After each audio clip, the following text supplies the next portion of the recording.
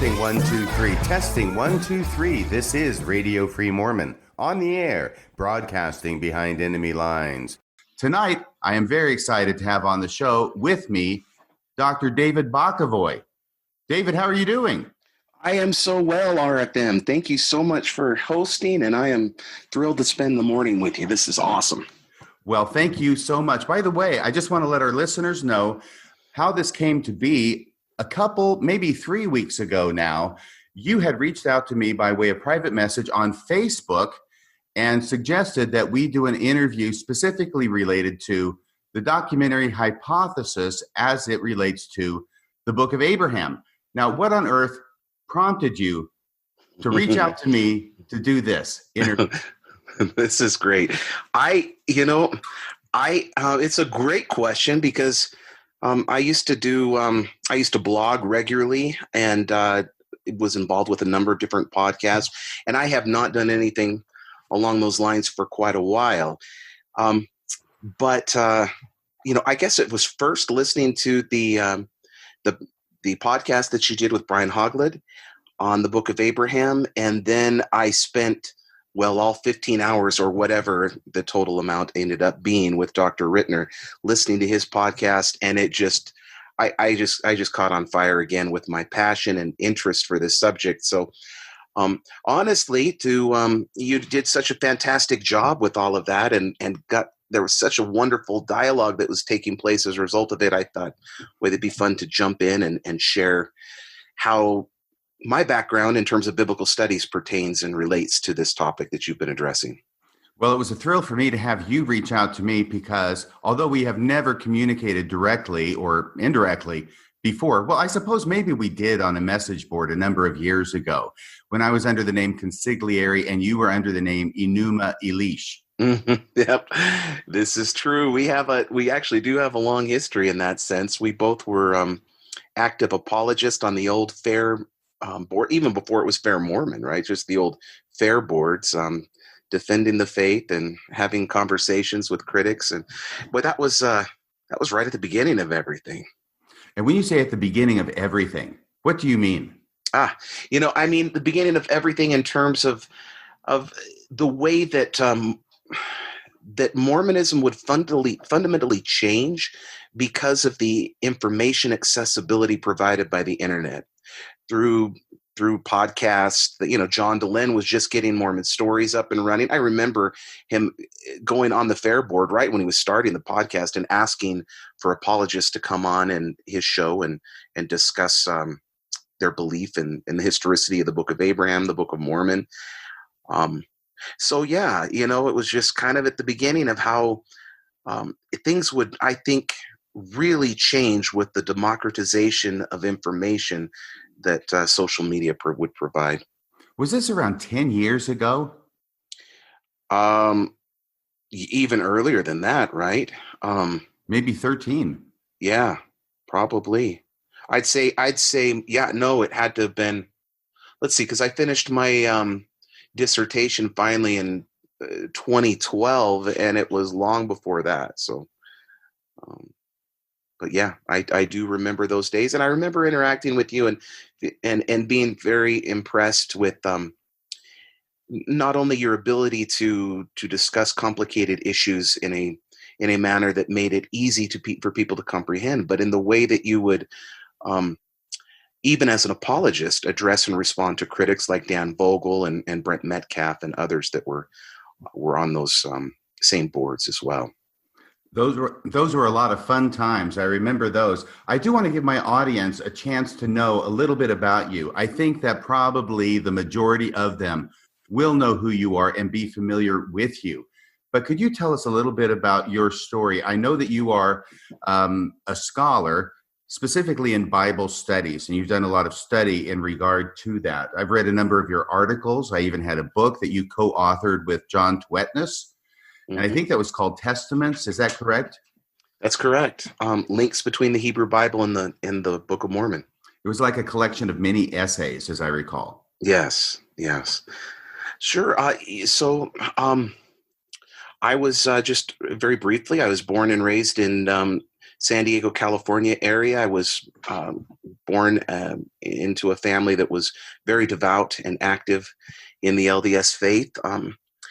I served an LDS mission to Brazil.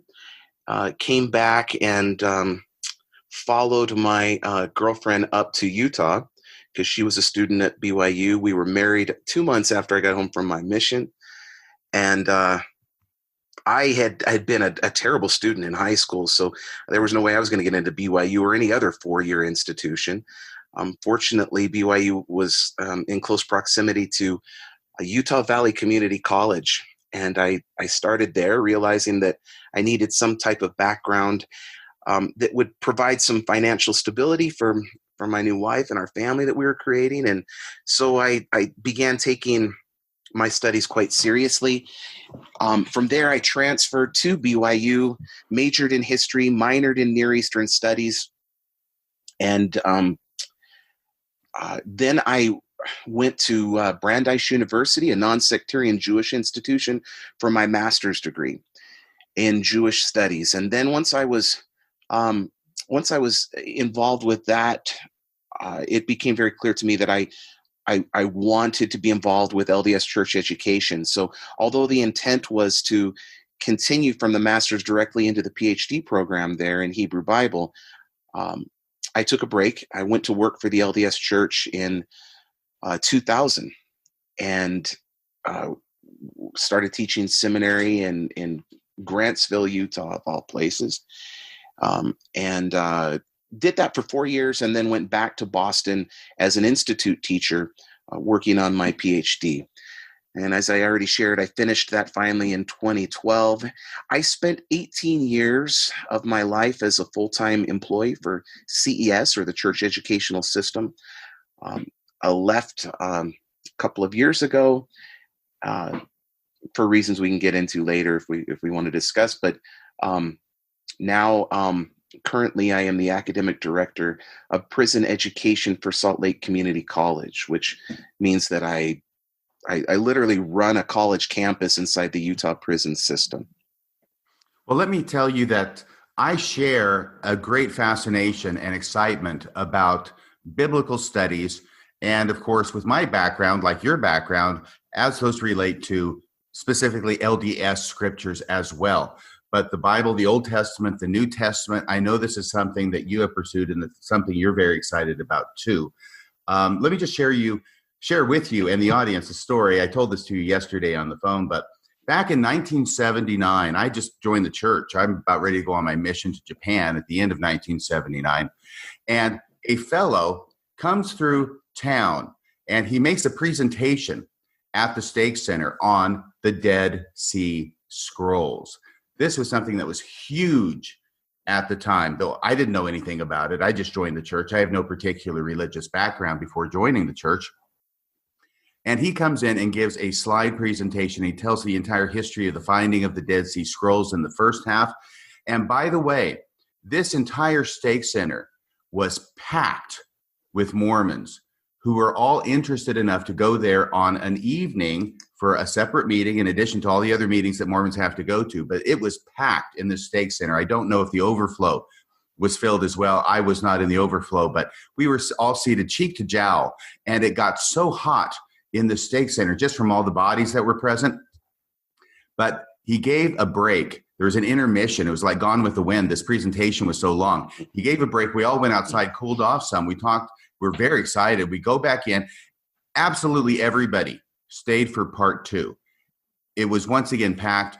And in part two, my recollection is that the speaker, whose name, unfortunately, I don't remember at this point, but the speaker then started using the Dead Sea Scrolls to basically show the audience that the Dead Sea Scroll community at Qumran were pretty much Mormons. They had, right? Yeah.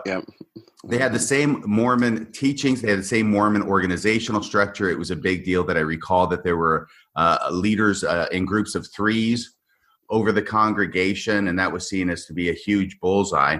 Oh, didn't they even like say, that they were practicing baptisms for the dead and things like that? If I remember correctly, those early books and firesides. I can't remember if it was for the dead, but definitely they showed the pictures of the The places where there were steps going down and talking about that it must have been filled with water, and these were where baptisms were performed. I do remember that now that you mention it. And there are just lots of wonderful things, but we won't go into that right now. But the thing that I remember so much about it is that I was absolutely enthralled. Nothing in high school had ever grabbed my attention like this subject did. And all I knew was I wanted to learn everything there was to know about it. Unfortunately, here I am out in Sumner, Washington. I'm really not very well connected or directed. And so I don't really pursue that. I mean, I am going on my mission as well, but it kind of lays dormant with me for a number of years until I get back into it when I'm in my 40s. But I absolutely found this subject fascinating.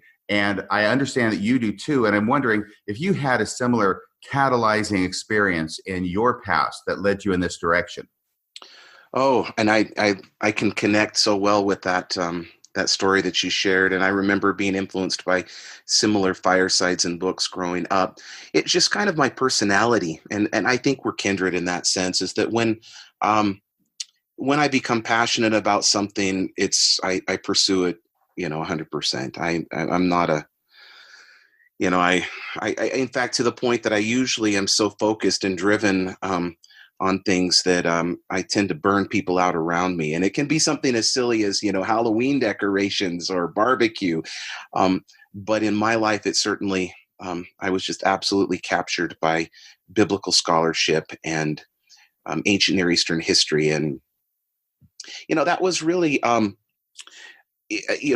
to Brigham Young University, I began studying Hebrew because actually what took place, now that I think about it for a minute, is that I began at UVCC taking institute classes. And at that stage, I hate to admit it, I was a little bit of a cocky young returned missionary. And I had devoted myself at that point in line to a lot of study. In fact, on my mission, RFM, I would get up early. I would work very hard, of course, as we would, all of us, and I'd be exhausted by the end of the day, but I would still get up an extra hour and a half early than the mandated time period in order to study what I wanted to study. And I felt justified. It's probably the one rule that I broke on my mission. I felt like if I did that, then I could read what I wanted to read. Now, what I wanted to read were, the discourses of Brigham Young and teachings of the prophet Joseph Smith. And I read both in English and in Portuguese, the 3-volume Doctrines of Salvation set. So, I became obsessed. In fact, I remember, as much as I loved my mission, I kept thinking, I can't wait to get back home where I can spend all day long just studying the scriptures, studying Mormon history, and absorbing all of this information. I became so passionate about it. So by the time I got home from my mission, I felt pretty well versed in Mormon history and Mormon scripture and was a bit cocky. I took the institute classes to help myself so that I could transfer to BYU, but I went in thinking, it's going to be like a Sunday school experience, probably won't get much from these instructors that I haven't received already from books and articles. But I had an institute teacher who knew some biblical Hebrew, and he began writing some Hebrew words up on the blackboard at the time, and showing how that connected to the scriptures. And I was blown away, and I thought, I must learn this language. I must learn it. And so that's what I did when I transferred to BYU. I began taking biblical Hebrew, and I even took Ugaritic, which is an ancient Semitic quote unquote Canaanite language while I was at Brigham Young University. And from there, it, of course, just exploded in terms of my desire to study ancient languages. I'm a Semiticist, so I had the opportunity to study Akkadian, which is the language of ancient Babylon and Assyria. I did 4 years of that as a graduate student, and I do all the ancient Semitic languages now at this point. At some point, you decided that you wanted to teach for the church educational system. Is that correct? Yes. Yeah. In fact, that actually happened pretty early on in my life. In fact, even as a missionary, I started thinking, because I was so devoted towards scripture study and towards Mormon history, and it felt like I was a good teacher, that would be that would be the course that I should pursue. So what happened is that I went in planning to do that, and I started taking the classes at Brigham Young University that prepare you for that career.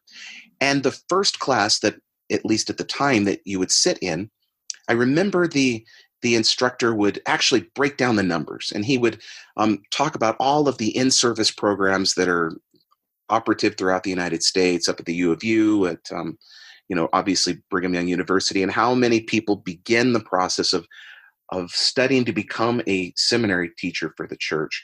And then at the end, he said, okay, out of all of these thousands of people or whatever, we end up hiring each year about 30, is the number. So, and he literally said at this point, he said, so what this means for you is that it doesn't matter what your patriarchal blessing says about working with the youth and teaching seminary. That can be fulfilled in a lot of different ways. What this means is it's probably not going to happen for you in your life, so have a backup plan. And I took that to heart, and my backup plan was graduate school at Brandeis University. And then once I was accepted, I ultimately decided to take that course with the idea of getting the master's degree and the PhD, and then probably returning to BYU at some point. David, if you could tell the audience a little bit about Brandeis University, because I know that you are not one to blow your own horn, but Brandeis University is a big deal, isn't it? It is a big deal, and I'm very proud of the fact that I was able to study there with such incredible instructors, and developed wonderful relationships with some other students that have gone on to make quite the contribution to biblical studies. It's an institution that was founded actually in 1948, which means that for the East Coast, that's a relatively new school. But it is a non-sectarian Jewish institution. And what I tell people, that basically means it's not the BYU of Judaism. It was founded at a time when, unfortunately, there was still a lot of anti-Semitism in the United States, and that kept Jewish students from being accepted to Ivy League programs. So the Jewish community came together and said, let's create a Jewish institution. It won't be religious, so we will not be devoted to Orthodox Judaism or Reform Judaism or any other type, but it'll be a Jewish institution that will recreate an Ivy League experience for our community.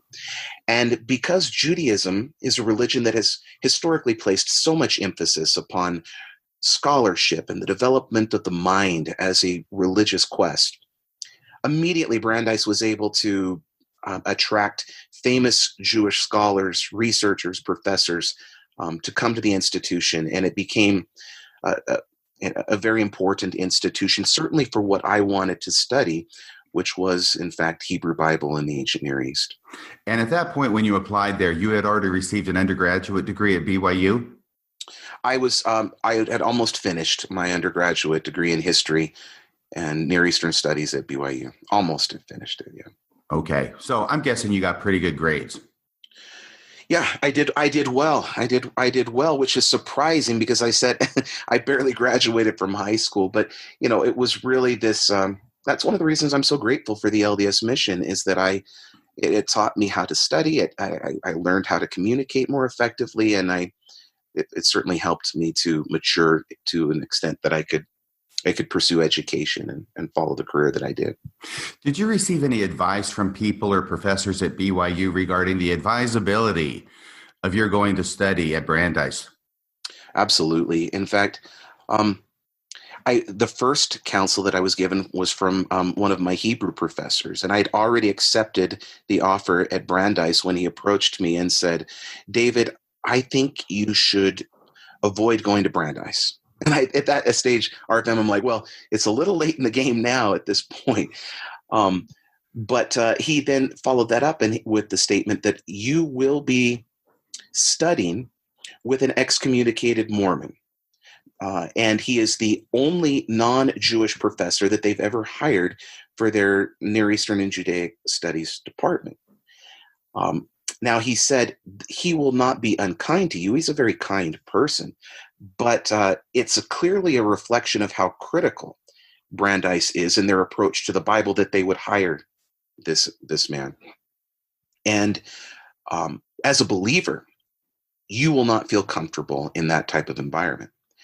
And I was taken back a little bit aback by that statement, but and I already knew that the professor that he was referring to, David Wright, and I'd read a little bit of about him and was familiar a little bit with his scholarship.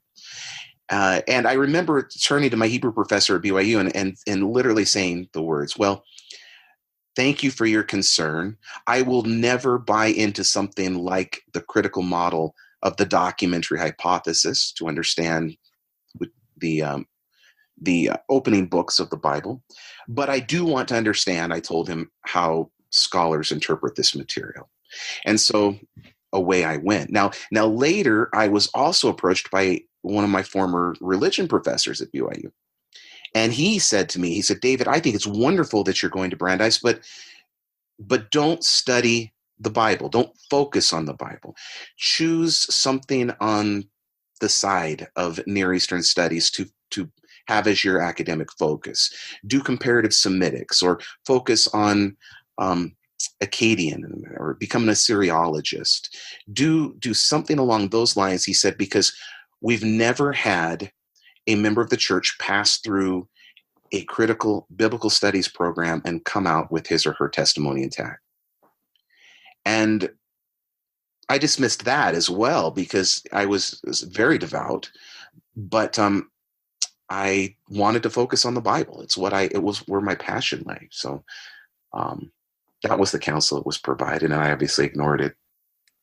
Well, you had been accepted. I mean, it does sound like getting accepted to Harvard or Yale or Stanford or some other incredibly prestigious university, and then having people say, you really shouldn't go there.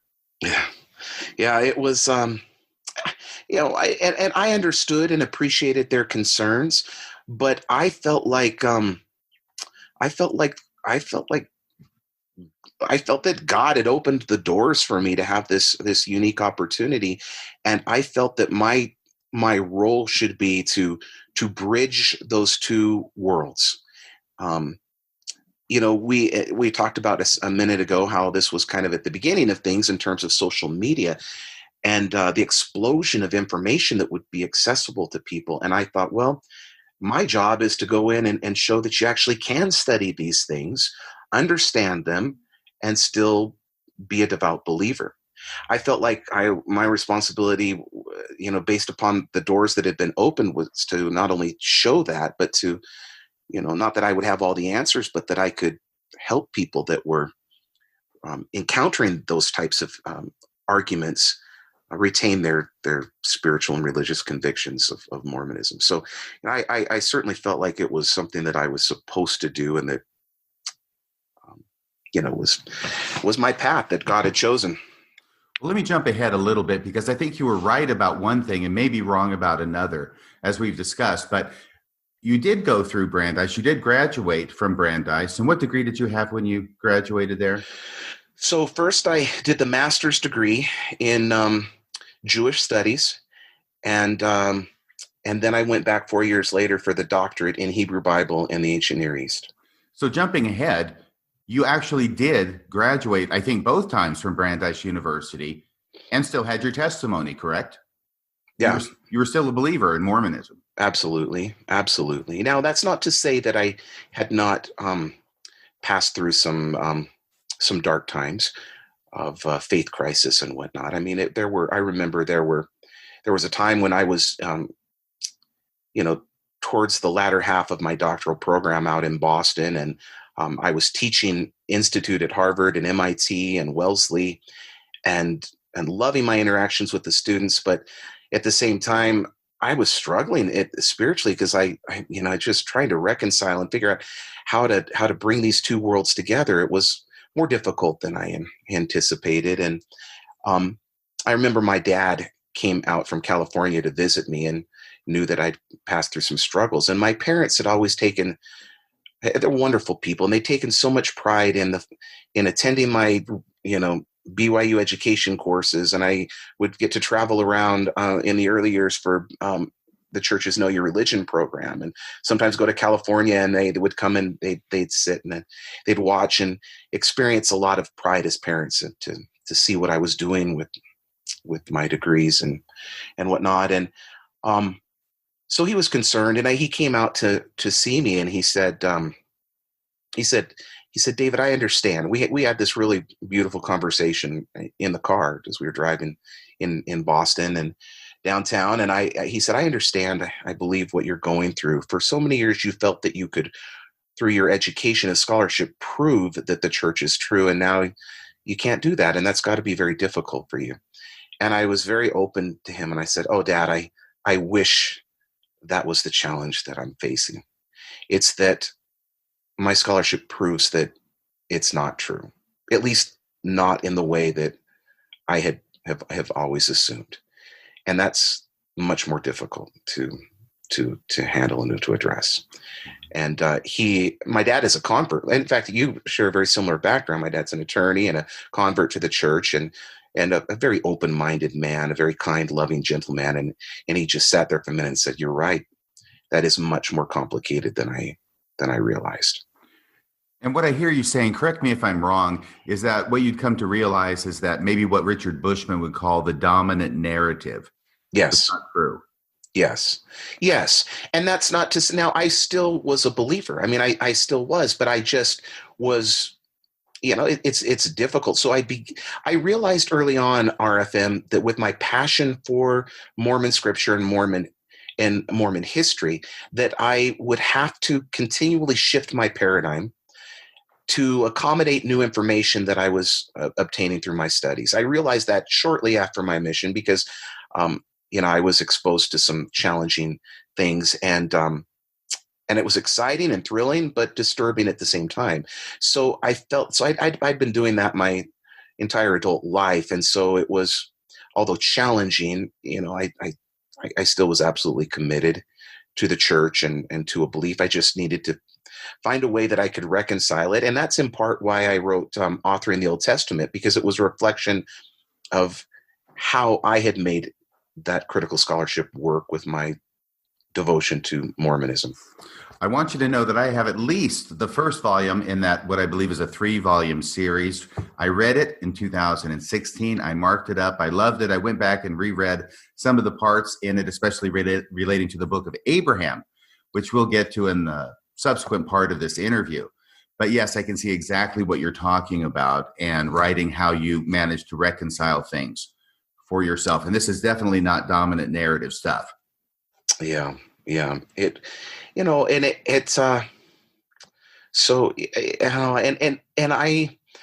no secret that I'm no longer a active participant in the LDS Church.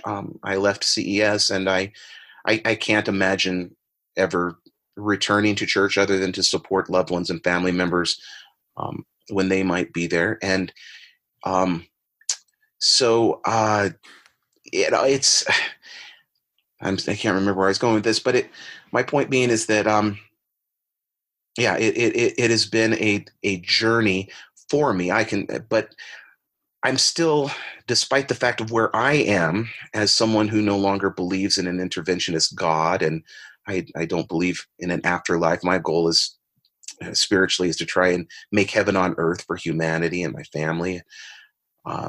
In the present and in the moment. But that having been said, I am still contacted by former students and even family members who have questions once in a while and want to understand how they can accept critical scholarship but still rationally hold a belief in Mormonism. And I'm happy to have that dialogue with them. And my point being is everybody's on their own journey spiritually, and I'm where I'm at now at this stage and happy. But my goal is to help others along the way, wherever they might be. And so I think that's important to state for our audience. Just they understand where I'm at. I'm not one to disparage religion in any form. In fact, I once in a while will assign myself to teach in the prison a world religions course where we'll explore Christianity and Judaism and Buddhism and Hinduism. And I find the beauty that is within those various faiths and traditions. And I still feel there's beauty in Mormonism, and it certainly helps a lot of people live happy lives. And I think that's great. I don't want to get too far ahead in our conversation, but is it fair to say that it was not your academic studies and biblical studies that ended up actually leading you out of Mormonism? Oh, that's absolutely true. That's 100%. Now, why I'm so grateful for my biblical studies, uh,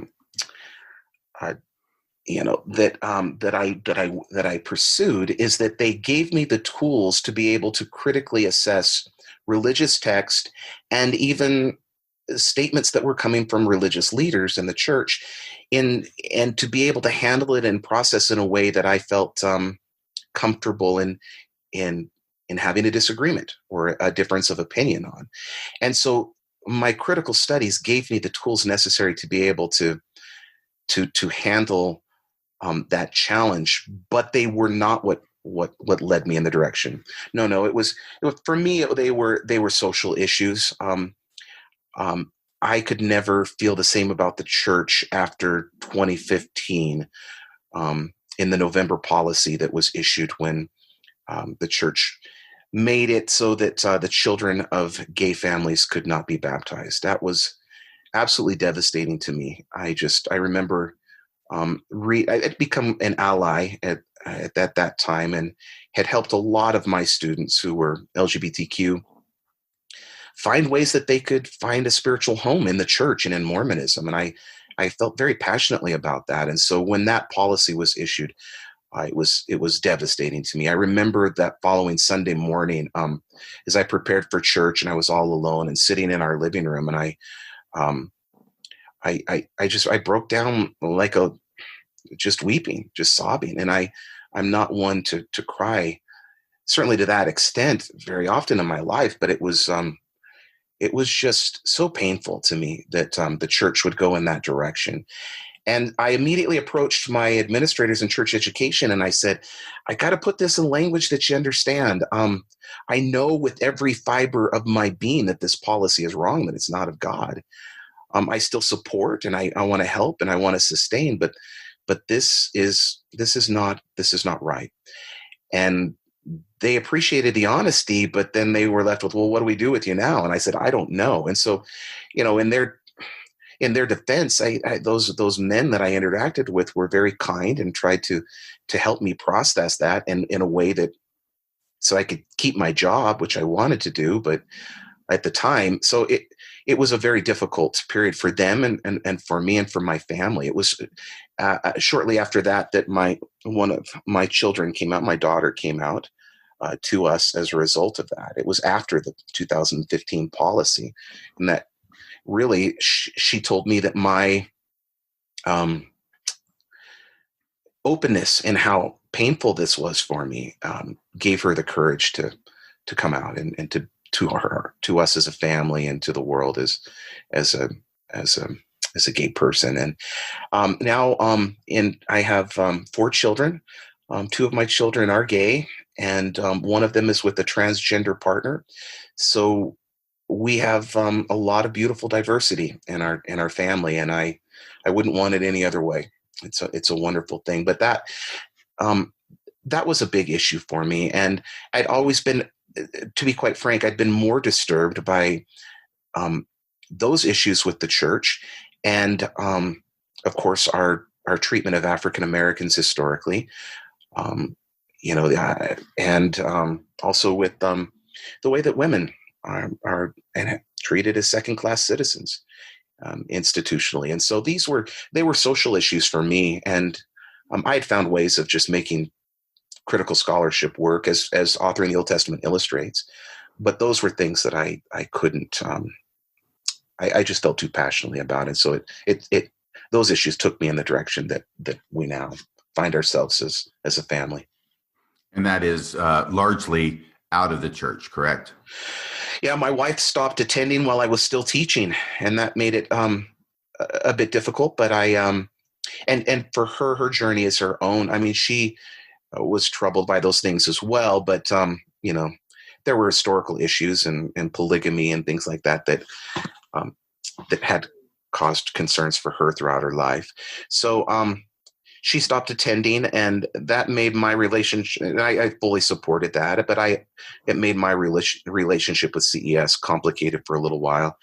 And now my oldest daughter is a returned missionary, and I have two grandchildren, thanks to her, and she is very active in the LDS Church, and we love her and support that. And but my other three children are completely outside of the church.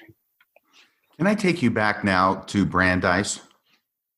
Sure, let's do it. You've just been accepted to Brandeis University. By the way, I led into this by saying you were right about one thing, that you would keep your testimony in spite of Brandeis, although I understand it had to be adapted to what you were learning. But you were still a faithful and believing Mormon out of Brandeis, as you were before Brandeis. But you had also vowed to one of your professors that you would never accept or believe or buy into the critical biblical method or the documentary hypothesis. Yes, you were. And I love that I was right and I was wrong, because what happened was, I remember I was my very first semester of pursuing my master's degree. Actually, I was taking a course on ancient Near Eastern law. And as part of that course, in the first couple of weeks, the instructor put up the slave laws that are found in the Hebrew Bible. There are different laws pertaining to slavery. And we started looking at them, comparing and contrasting. And for the first time, I took seriously what was in there, because normally as a Latter-day Saint, you don't focus on things like biblical slave laws, right? It's not something that we normally look at. But I was looking at these for the first time and seeing the discrepancies and realizing that they were interacting, that the authors of these texts were interacting with one another and presenting different and alternative viewpoints concerning justice.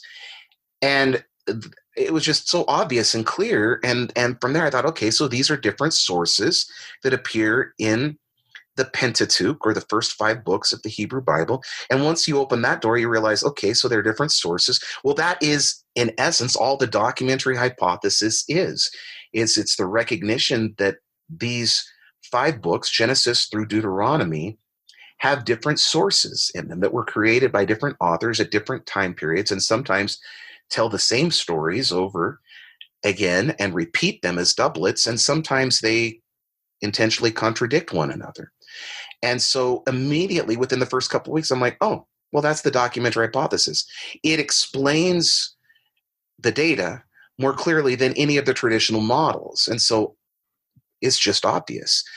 And now I have to reconcile that with my testimony. And so, that it took, although I said that to the professor and I believed it sincerely, it only took a couple of weeks, RFM, before in that graduate program, before I realized, okay, yep, this model works. I better learn to accept it. And it wasn't, it was strange, RFM, because on the one hand, I felt uncomfortable as a believer, as my professors recognized that I would. But on the other hand, it was so thrilling and exciting that this material was, for the first time in my life, really making sense. In fact, even a complicated book like the book of Isaiah, once I wasn't trying to fit it into a Mormon paradigm and think, oh, this passage is talking about Joseph Smith. This passage is talking about the Book of Mormon. This is talking about Jesus. Once I approached it historically and looked at it from that angle, all of a sudden the book like that actually made a lot of sense. And it was so thrilling and exciting that I was hooked. I was like, so on the one hand, it's uncomfortable, but on the other hand, how fun is this to actually have these texts that you've studied throughout your life makes sense, I guess is the best way to put it. Right. Prior to the documentary hypothesis and your critical studies in the Bible, Isaiah really was a sealed book. Yeah. Oh, it is. And it remains so for most Latter-day Saints, right? Because you will pick out a verse that and say, okay, this is about Jesus. But then you look at the context around it and you're like, wow, he's talking about historical events and armies and Hezekiah, and how is and all of a sudden Jesus right here, and it doesn't work. But then when you approach it from a critical angle, and then you start to see the development of the sources, even in Isaiah, and how they reflect historical time periods, it's not a sealed book any longer, and that was really exciting for me, and it's why I continued doing what I did, despite the fact that it was also challenging. Right. And I mentioned a sealed book somewhat ironically in relation to Isaiah because, of course, Isaiah chapter 29, Mm-hmm. talking about a sealed book, Yeah. that he Yeah. that is unlearned can Mm-hmm. read, but the learned cannot because it is sealed, right? Yeah. Can you just say a little bit about critical theory? Because I know a lot of people, when they hear the word critical, they think that the whole goal is to criticize the Bible. Excellent. That is absolutely correct, and that is correct in the assumption, but it is an incorrect understanding. Indeed, critical does not mean to criticize. It means to approach objectively. It means to try to interpret the Bible free of any contemporary religious, political, or social agenda, and instead uncover the authorial intent and how that text would have functioned and been in ancient times, and how an ancient audience would have read it based upon the evidence that we can obtain historically, textually, and archaeologically. So it does not mean to criticize or critique. It means to read objectively. Now, you're at Brandeis University. You do actually end up studying under David P. Wright, correct? Yes, And he is the excommunicated Mormon that you were warned about. he was indeed. Can you tell the audience a little bit about David P. Wright's background? You don't have to go into huge detail, but I know that frankly, I had the barest exposure to David P. Wright as a member of the church. I'm still a member of the church, but back in my more apologetic days, I know that he had written some articles using his tools, the tools that he learned, same tools that you learned that he taught you, looking at texts like I think it was Alma chapter 13 and comparing it, and comparing it with Hebrews 7 and showing the dependencies and the relationships between the two. And he ended up getting in hot water with the LDS Church because of his publications such as that. Is that right? That's correct. He did his graduate study at UC Berkeley and studied with Jacob Milgram, a very famous Hebrew Bible scholar who focuses a lot on Leviticus and ritual. And that inspired David Wright to study those topics as well and become one of the foremost experts in the world on those topics as they pertain to the Hebrew Bible. He began recognizing through his critical studies that the traditional understanding of Mormon scripture that he held was not true, and it was very painful for him as a graduate student. He had gone into his studies wanting to become another Hugh Nibley, and he recognized that that probably wouldn't happen as a result, and that was difficult, I know, for him. But upon graduation, he went, despite his devotion to critical studies, went to teach at Brigham Young University, which is shocking to some people, but given how he felt. But at the time, this was when Jeffrey R. Holland was the president of BYU, and he had made his famous statement that he wanted BYU to become the Harvard of the West. And so David still loved his community and felt connected and wanted to be a part of that still. And so off he went to BYU, where he was eventually fired, not because of anything that he taught in his classes, but because in personal conversations, he had questioned the ability of prophets to foretell the future. He didn't believe in a universal flood. I mean, really basic things, unfortunately. And so he was let go. And it ended up being a good thing for him because, as I mentioned, he was picked up by Brandeis University and has continued his scholarship and contributions to the field in an extraordinary way. Now, some people will have wondered if, in fact, I have just been, brainwashed by him, or just,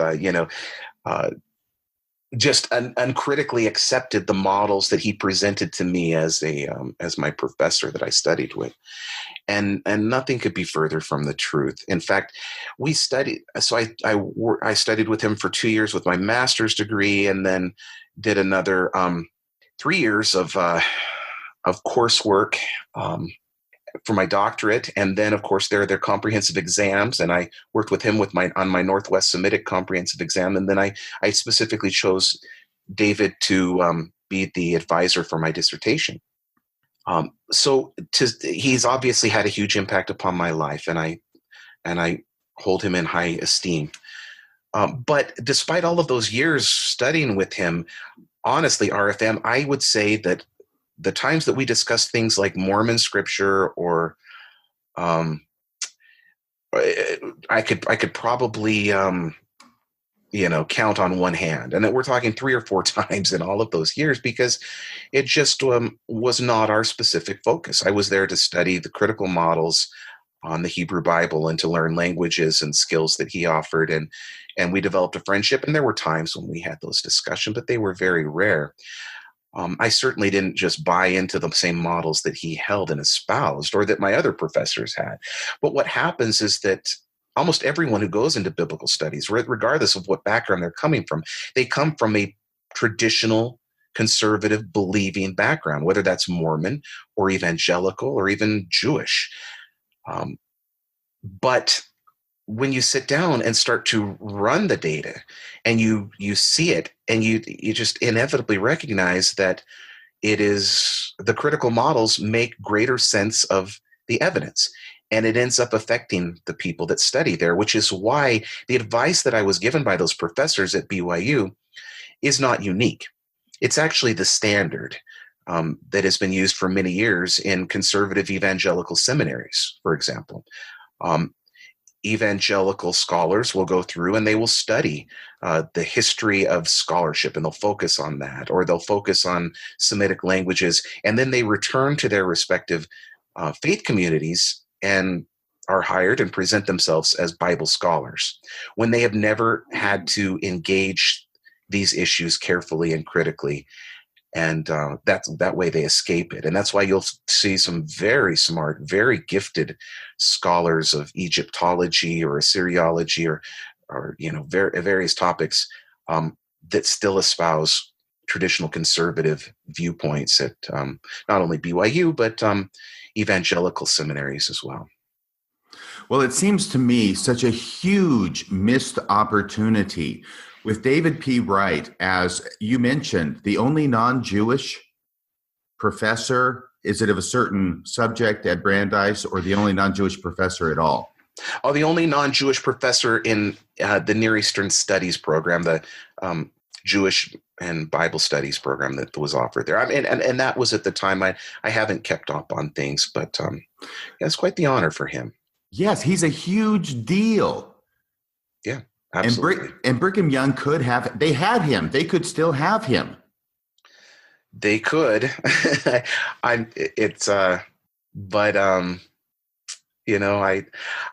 BYU does not.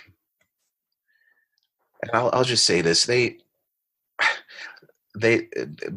don't want those sorts of ideas presented to students. They don't want professors writing and publishing on critical viewpoints and perspectives. The purpose of the institution is to educate Latter-day Saint youth and to give them skills, but also help them stay squarely in orthodoxy and in the faith. So it just never would have worked out for him. Yes, there's this quote that you mentioned from Elder Holland some time ago when he was the president of BYU, that he wants BYU to become the Harvard of the West, not the Brandeis of the West, the Harvard of the West. Yeah. But either he changed or he's expressing a different side of that, when I think it was just last year at a presentation that he made. I think it was at the Neil A. Maxwell Institute, some kind of gathering where he was talking to the different scholars, and he made it very clear to them that if the time came when they had to choose between their scholarly pursuits and defending the church, first off, he anticipated that time could come for a lot of the scholars in religion. But if that time came, they needed to go with plan B and defend the church, even if it contradicted their studies as a scholar. Do you remember that presentation he made? I don't know that I do. When was this? I think it was just last year. Mm. Yeah, I don't I don't pay too much attention these days as to what's happening in the institutional church, but it doesn't surprise me. Fair enough. Now, I want to keep going back because I know we keep getting ahead, but that's fine because we're going down a lot of important paths. But back at Brandeis, now you're studied under David P. Wright, an excommunicated Mormon, but you still want to do what it was that David P. Wright wanted to do, which was to teach at BYU, correct? Absolutely. Absolutely. And Yep. at the time, can you also explain to the audience, because you said you were teaching at the institute buildings at these different prestigious universities? Did you say Harvard and MIT Wesleyan? Wesley College, which Wesley is College. the famous women's college out in the greater Boston area that Hillary Clinton and others went to. But you taught at the institute programs at those colleges? I did. Mm-hmm. And when you're teaching For over half of my career, that was what I did. Yeah. And how much is half of your career? 8 years? Yeah, must have been about that. So, yeah. Well, at that time, it had been most of my career. It had been spent doing that. And then I came back to Utah with the goal of teaching at Brigham Young University. David, can you back up for just a second? Sure. Because you had explained something to me yesterday on the phone that I was not completely cognizant of. But that's the relationship between Institute and BYU professors all being under the same umbrella of the CES, or the Church Educational System. Oh, good. Yeah, I think this is very important because when I tell my story and share it with some people, and they're not familiar with the structure of church education within Mormonism, they'll express sometimes some shock that I would consider after studying with this famous excommunicated Mormon and doing critical Bible scholarship, that I would think that I could ever find a home at Brigham Young University given that background. But Brigham Young University is technically part of CES, or Church Educational System, in the Church of Jesus Christ of Latter-day Saints. So CES is the big umbrella under which there are two divisions. You have the Brigham Young University schools, and you have seminaries and institutes. So BYU is simply the more academic branch of CES. And I was already employed by CES. Literally, what I was hoping to do was simply move into the more academic side of employment, given my background, so that I could have support to do my scholarship and publications that I wanted to pursue and attend academic conferences and things like that. So I think that's important to know. Yeah. I cannot help but note there's this issue that's going on, at least in my mind, that you are actually studying with an individual, David P. Wright, who was a professor at BYU and then was let go because of just uttering his non-orthodox beliefs, not in class, but just to other people at BYU. And yet you felt that you would be able to find a home at BYU to pursue your scholarship after studying with David P. Wright. Did you ever wrestle with that dichotomy? No, because I felt that everything had changed, that the church had evolved from that time period, and that we were, naively so, but I still believed that was the case. And I believed that it had to be the case because of the information accessibility that the internet would provide members. And so there would need to be individuals who could handle and address those topics and say, I still believe, and here are some ways that you might want to consider looking at the matter. So that's how I felt, and at the time, and I, as I mentioned, I felt like God Himself had opened up the doors. I had, by the time I went back from my PhD, I had 4 children, and we're moving to the Boston area, which is incredibly expensive. And we're renting a small little home with one tiny little bathroom with 4 children, my wife, myself, and we have, it's such a tiny little bathroom. We couldn't even take a bath in the bathtub. It was so small. But we're able to make it work so that so that I could have those opportunities, because that my wife supported me, and we just both felt like this was what the Lord wanted us and our family to do. So here's what I'm envisioning. As I listen to you talk, you're an individual who has a passion about the gospel. You went on a mission. You got married, presumably in the temple, 2 months after you got back from your mission. You have children like you're supposed to. It is very interesting, the very Mormon way you said that, is that we have all these children, so I guess I better do something to get a job so I can finance these kids that I already have, right? Yeah, exactly. Oh yeah, I mean, I grew up as a kid in the '70s, right? And Spencer W. Kimball and all those ideas. And when you're as committed and devout as you and I both were, you're not going to put off having children. That brings the spirit children down to your home. Absolutely. And then you have this passion for teaching, you have this passion for the gospel. You go to this prep course or whatever it is where they say we get millions of people who are applying for this, but it doesn't make a difference what it says in your patriarchal blessing. We only accept a very limited number. And I'm sure that's even a smaller number for actually professorships at BYU. But here you've been out, you've gotten incredible degrees at incredible universities. You have qualified yourself for the work. To paraphrase Section 4 from the Doctrine and Covenants, you have totally qualified yourself to be head and shoulders above pretty much anybody else who's applying at BYU. So why wouldn't they want you? And also, you've got this whole attitude is, this is the information that's becoming available. I've immersed myself in it. I have learned it. I've been through some rocky times, some dark times of the soul, but I've made peace with it.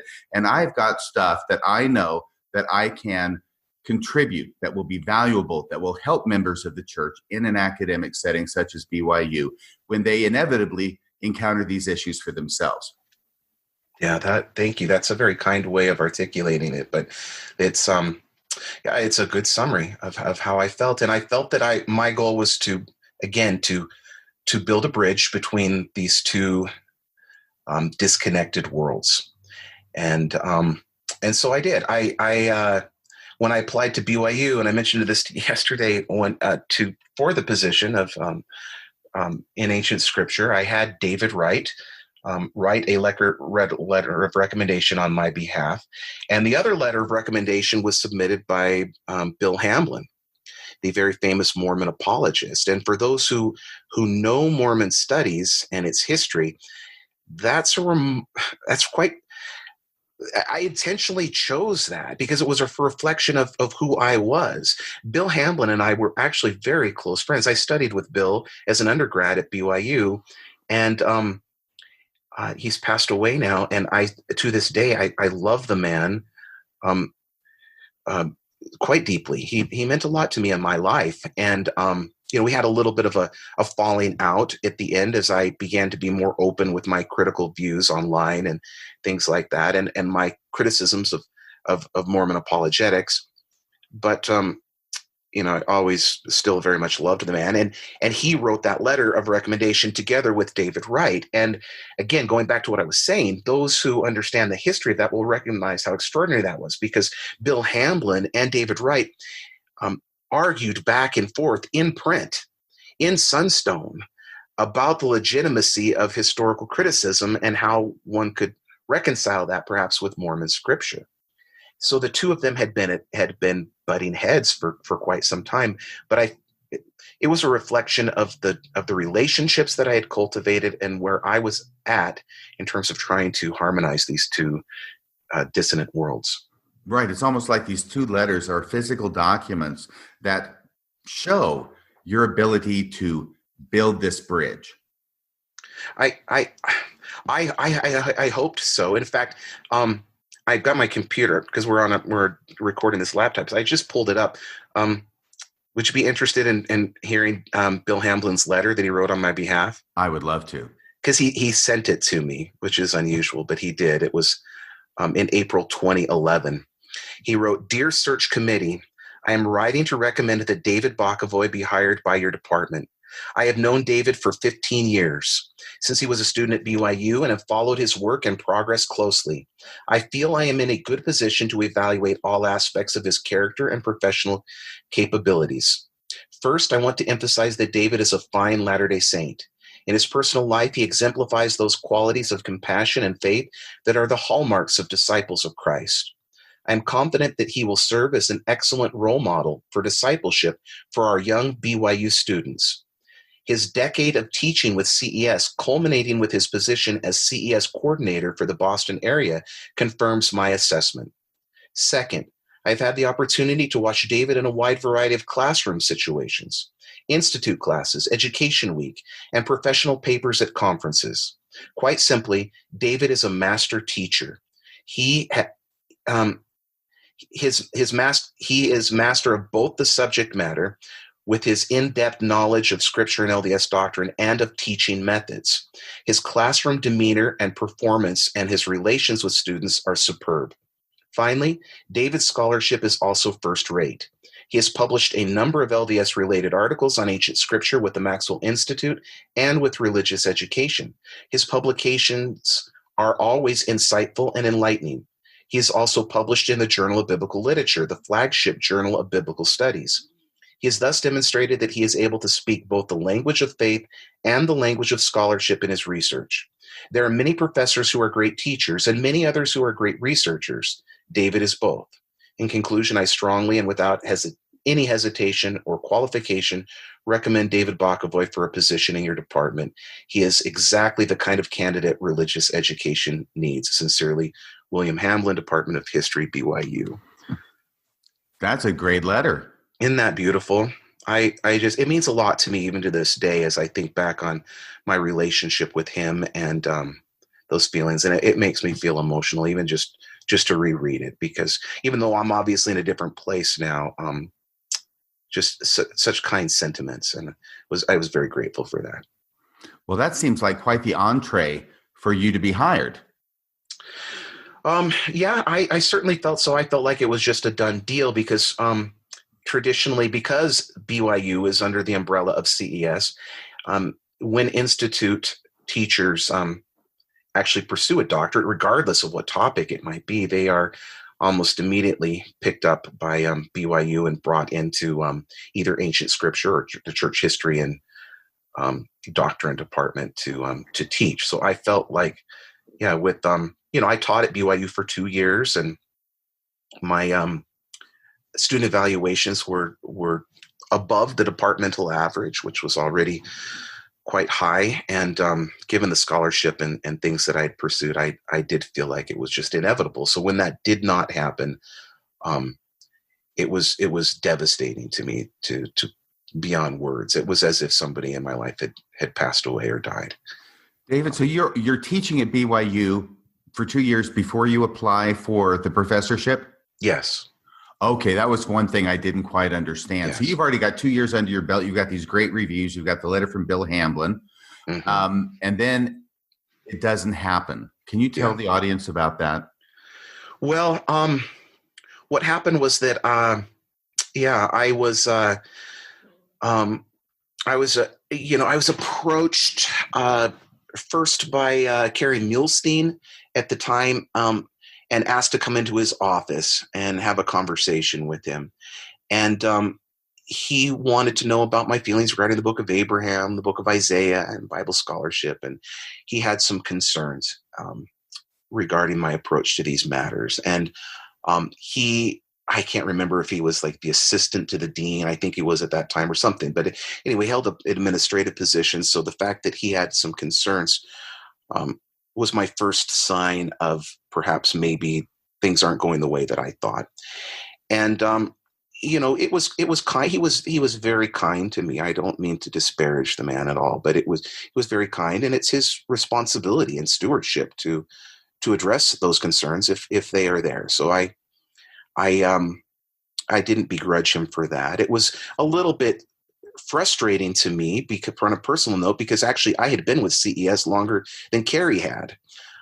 In fact, when Kerry was a brand new professor at BYU, I was out at Teaching Institute already in the Boston area. And I remember bringing him in to talk with John Gee once to our Institute students there in the Boston area on a fireside on the book of Abraham. And afterwards, Kerry approached me and asked if I could, sign some documents about what he had done so that he could show that to the Ancient Scripture program as he would try to advance through the ranks of that. And I was happy to do so. So I was a bit frustrated because I'm thinking, this isn't right, because I've been in church education all of these years, longer than Carrie and many of the other instructors that were there in ancient scripture. And I'd never had anyone who had attended my courses question my orthodoxy or anything that I'd presented in a classroom setting. And so to have that all of a sudden start to be raised as a concern, I was surprised, honestly, and when that happened. But ultimately, that led to an orthodoxy hearing where I sat down with members from the Department of Ancient Scripture, and one by one, they asked me questions regarding my scholarship, my faith, and my relationship with David Wright, and how my views maybe were similar or different from his, in order to determine if I could be at BYU. And I thought it went very well, but I later learned afterwards that the search committee did not even put my name up for consideration for a vote by the faculty because of concerns that they had. So I wasn't even given a chance to be presented for a vote, and that was difficult. Can you tell me a little bit more about what happened during this orthodoxy hearing? What were their main concerns specifically? Well, I mean, one of them, and Carrie was concerned at the time because I had, certainly expressed my conviction that the so-called catalyst theory for the Book of Abraham was a very logical way for a Latter-day Saint to approach the book, given the evidence, and that he was concerned about that because at the time he was very much a proponent of the missing scroll theory.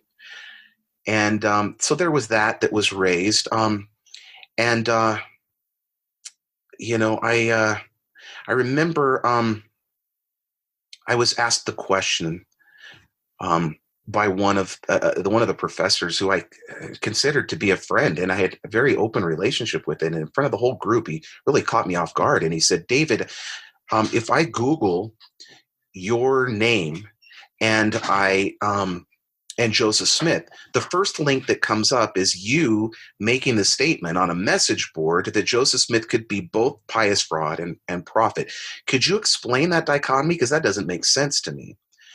And I was very taken aback by that because of our friendship. And I thought, I wouldn't do that to someone. I just wouldn't. If I had a relationship with someone and I had that concern or any other, I would approach that friend first and say, "Can you help me understand this?" before presenting it to a whole group in a meeting such as that.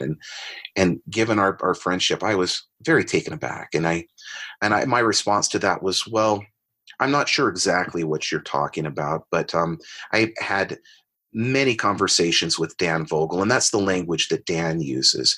And I could see myself saying, even if you're correct, Dan, that Joseph Smith was a pious fraud, I would still believe in his prophetic role." And then one of the instructors interrupted, and she, a female, said, "Well, David, isn't that concerning? Because what will happen if one of your students Googles and finds that, and they find their instructor making that statement and interacting with Dan Vogel's scholarship in that way? Aren't you afraid that you may cause students to lose their testimony or their faith?" And I responded to that. I remember I said, "Absolutely not.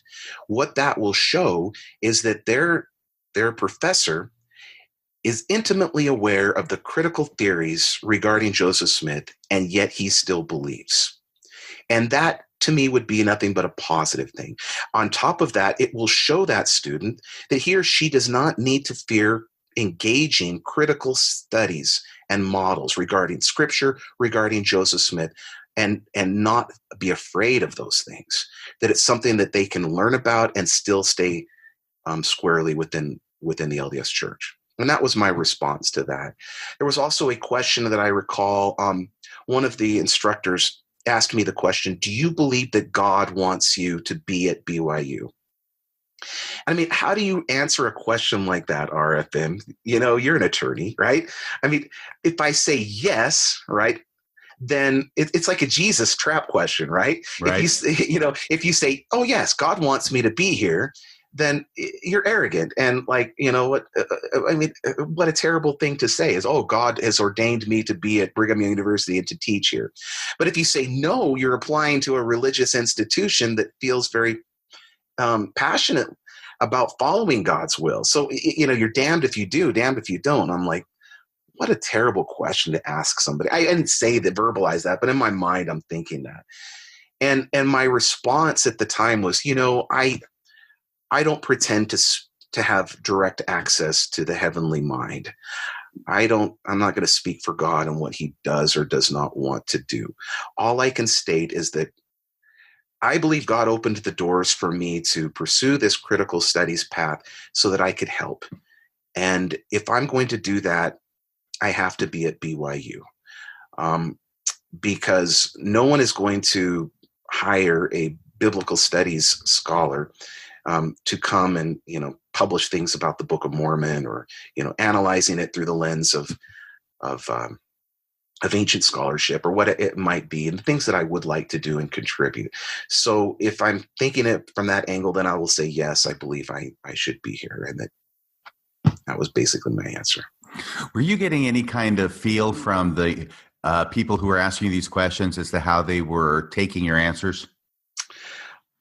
Honestly, I felt like they were good answers, and that I felt like I left feeling like the situation had been resolved, to the point that when I learned and was told by a friend that they wouldn't even submit my name for the faculty to vote on as a possibility to be hired, I was not only upset, but I was shocked.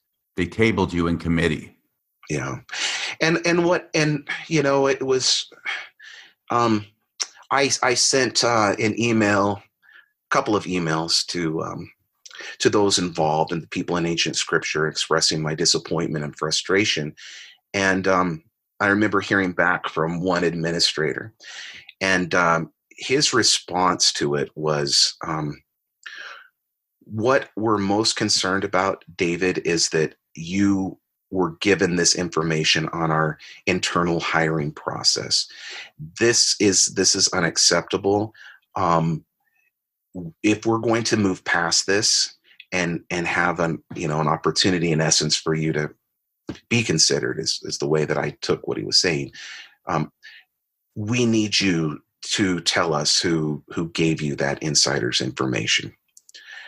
And I was shocked that that would be the response that I would receive from that administrator, but it was. And I can't even remember exactly how I responded, but it was just something, "Oh, thank you for your reply." And I just left it at that, because I wasn't going to play that game and try to fulfill my dream by throwing somebody else under the bus.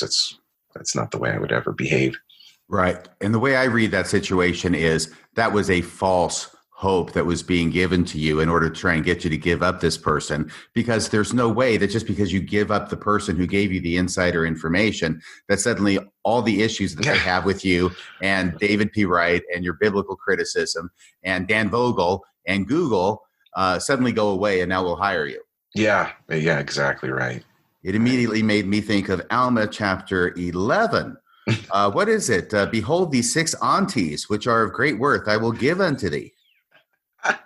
Oh, that's why I love having these conversations with you. That's fantastic. What a great analogy. And it made things very complicated, RFM, because I was still with CES at the time, right? I just wasn't in the BYU arm of it. And so, unfortunately, this situation, whereas up to that point, no one had ever questioned my orthodoxy, all of a sudden by CES administrators, I was kind of looked at as a black sheep, and they started to take note and pay attention. And I would be called into the church office building and questioned about my scholarship and things that I had said and online. Or I also began, when that didn't work out, I went up to the University of Utah and did a postdoc at the U of U. I taught 2 semesters of the Book of Mormon as literature. It's the only time that the Book of Mormon has ever been analyzed for an entire semester in a public institution. And I was able to teach the Book of Mormon at the U of U, of all places, from a literary perspective for 2 semesters. And then I taught Biblical Hebrew, the language, and I taught a course. I taught Hebrew Bible, and I designed a course called Sex in the Bible. And as an employee of church education. And when that information got back to administrators and CES, they were very concerned and called me in again and said, this is just not the, which is their right to do, but they said, this is not the image that we want to present in religious education, teaching classes like Sex in the Bible and things like that. And so we're giving you an ultimatum. You can either choose to be a seminary teacher or choose to be a Bible scholar, but you can't be both. And you need to make this decision. And in fact, they also told me that we are concerned that you'll expose college students to biblical scholarship. And so if you make the decision to stay with us in CES, you're going to we will not allow you to teach institute and college students again, but you'll be working in the seminary program and teaching teenagers, high school students in a teaching position that requires a bachelor's degree. So, here I was facing all of these very difficult issues. And I said, this is frustrating to me, because the whole reason that I'm teaching these classes up at the University of Utah, and later I did the same thing at Utah State University, was because you're not letting me work with college students in the church.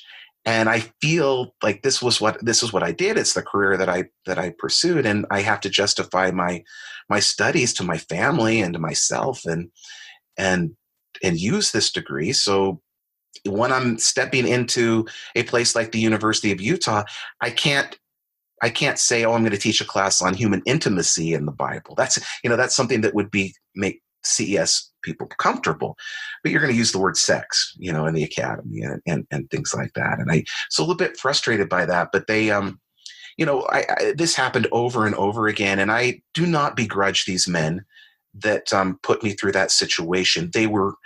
That's their responsibility. It's their job. It's what they are hired to do. And they were operating according to their strong spiritual and religious convictions of helping me, my family, and the church itself.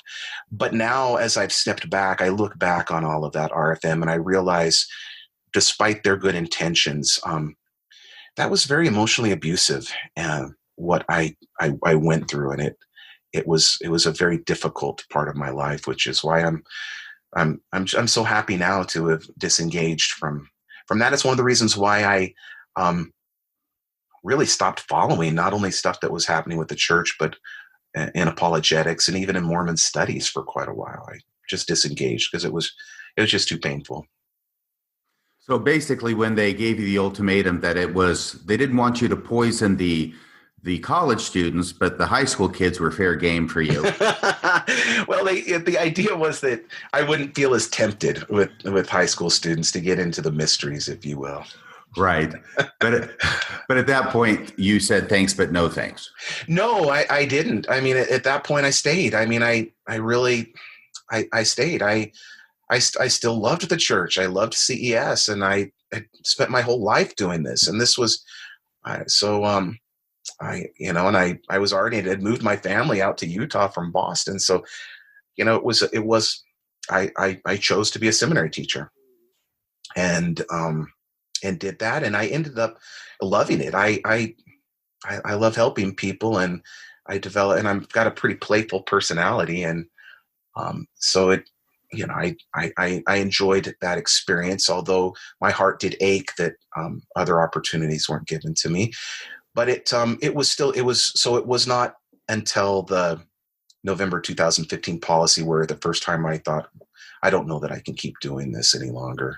So you were still teaching seminary as of November 2015? Yes, I was. How long had you been teaching seminary?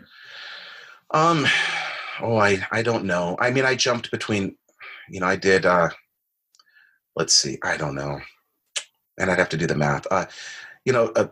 I'd been an institute instructor at that point for probably 5 years, I guess, no, 5 or 6 years. And then I had taught seminary at the beginning of my career, and then I was doing it for a couple of years. At the same time, I was teaching at BYU. So, I'd been in the system for a while. So I'm hearing that you've done everything to prepare yourself to be a valuable contributor to BYU as a professor, and they don't want you. They don't want you what you have to contribute. Not only do they not select you, they don't even put you up for a vote. Mm-hmm. And then you can't continue to teach institute because that's the college kids as well, right? Yeah. So then you got to be, and I'll just use the word demoted, okay? Okay, sure. Demoted to teaching the high school students. Mm-hmm. And like you said, you only need a bachelor's degree to be a seminary teacher. Yeah. And you've got a doctorate. Yeah. From Brandeis. Yeah.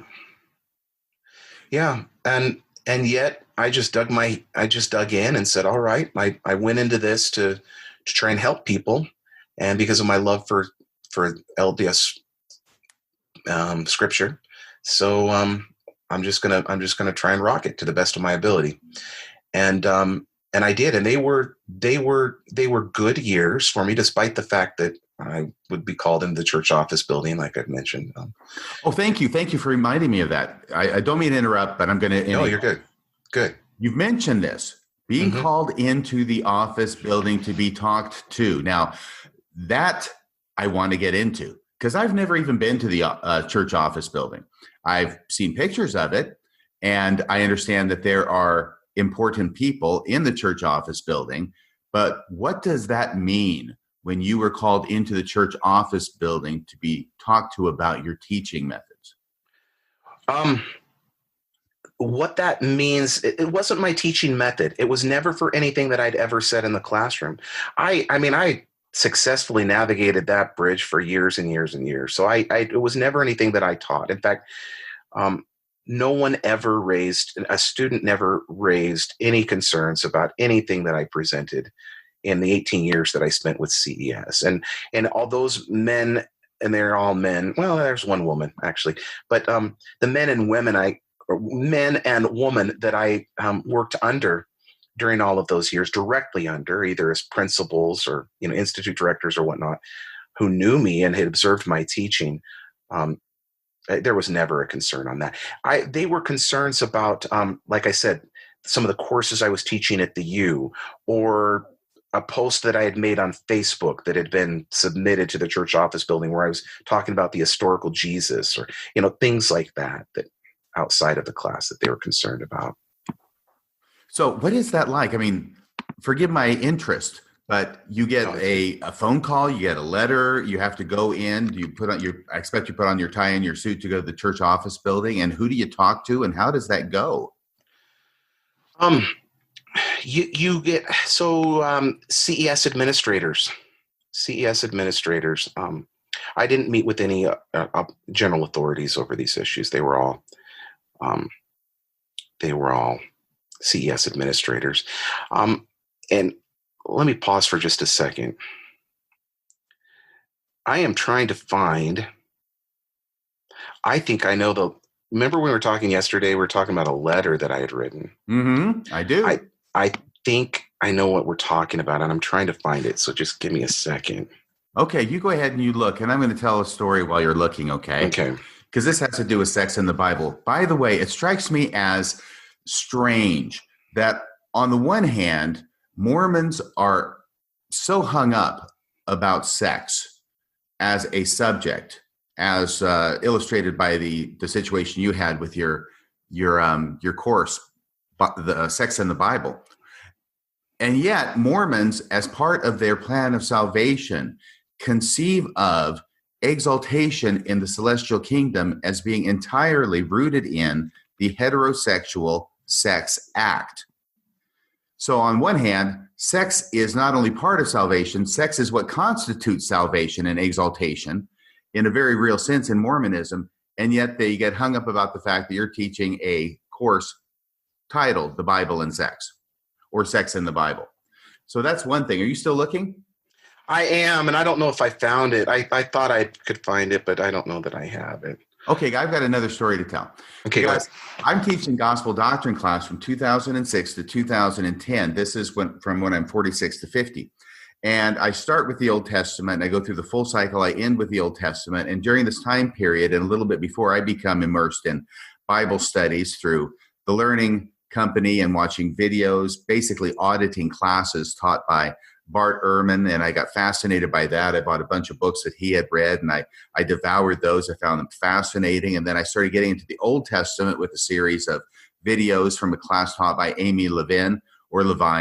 And she was fantastic. And that got me into the whole Old Testament thing, which is somewhat, there's some similarities and overlap, but there's a huge different area of studies in the Old Testament from the New Testament, like the documentary hypothesis and all these other wonderful things. And so I'm incorporating these things that I'm learning about and that I'm excited about and that are shining so much light on the gospel and Mormonism from my point of view with my class members. And this is just a little podunk town in Western Washington, totally out of the way, small ward. And but by and large, people are loving it. The people who aren't going to the bishop and reporting me for not sticking to the manual. But those people didn't like it. But there were a lot of people who really, really enjoyed what I was bringing to the class. And when I'm bringing to the class is all the things that I'm learning from all these Bible studies. And to finish it up, I finally got released from the calling. It was in the middle of the Old Testament. Like I said, I started in the middle of the Old Testament and finished in the middle of the Old Testament in 2010. And we were on the book of Ruth. And so I figured I'd go out with a bang. And I decided to talk to the class about what it probably really meant when Ruth uncovered the feet. Was it of Boaz, by the way? Yep. Mm-hmm. Yeah. That was a shocker. Yeah, it's it's an interesting, because a lot of my research interest was on the divine council of gods in the Hebrew Bible and ancient Near Eastern traditions. And when I went to I pursue my dissertation, I knew I would talk on that because I had published quite a bit on, or that I would write on that because I'd published quite a bit on that. But then I realized from that it morphed into the Council of Gods in the opening chapters of Genesis, which deals ultimately with the story of the first man and woman in the garden and the discovery of sexuality. And that led me into a thesis where I had to explore human sexuality from an anthropological perspective and relate it to my academic research. And it was a fascinating journey, but that's the reason why I taught that course. I wasn't trying to just be, provocative. It's that I ultimately gleaned a lot of fascinating insights that I enjoyed sharing academically. Mm. And I have gotten a man of the Lord, or is it a child of the Lord? Yeah. We won't go into all that, but yeah, I've read some of those things, and those concepts and those ideas really open up a lot of things in the Old Testament to me. Yeah, absolutely. I found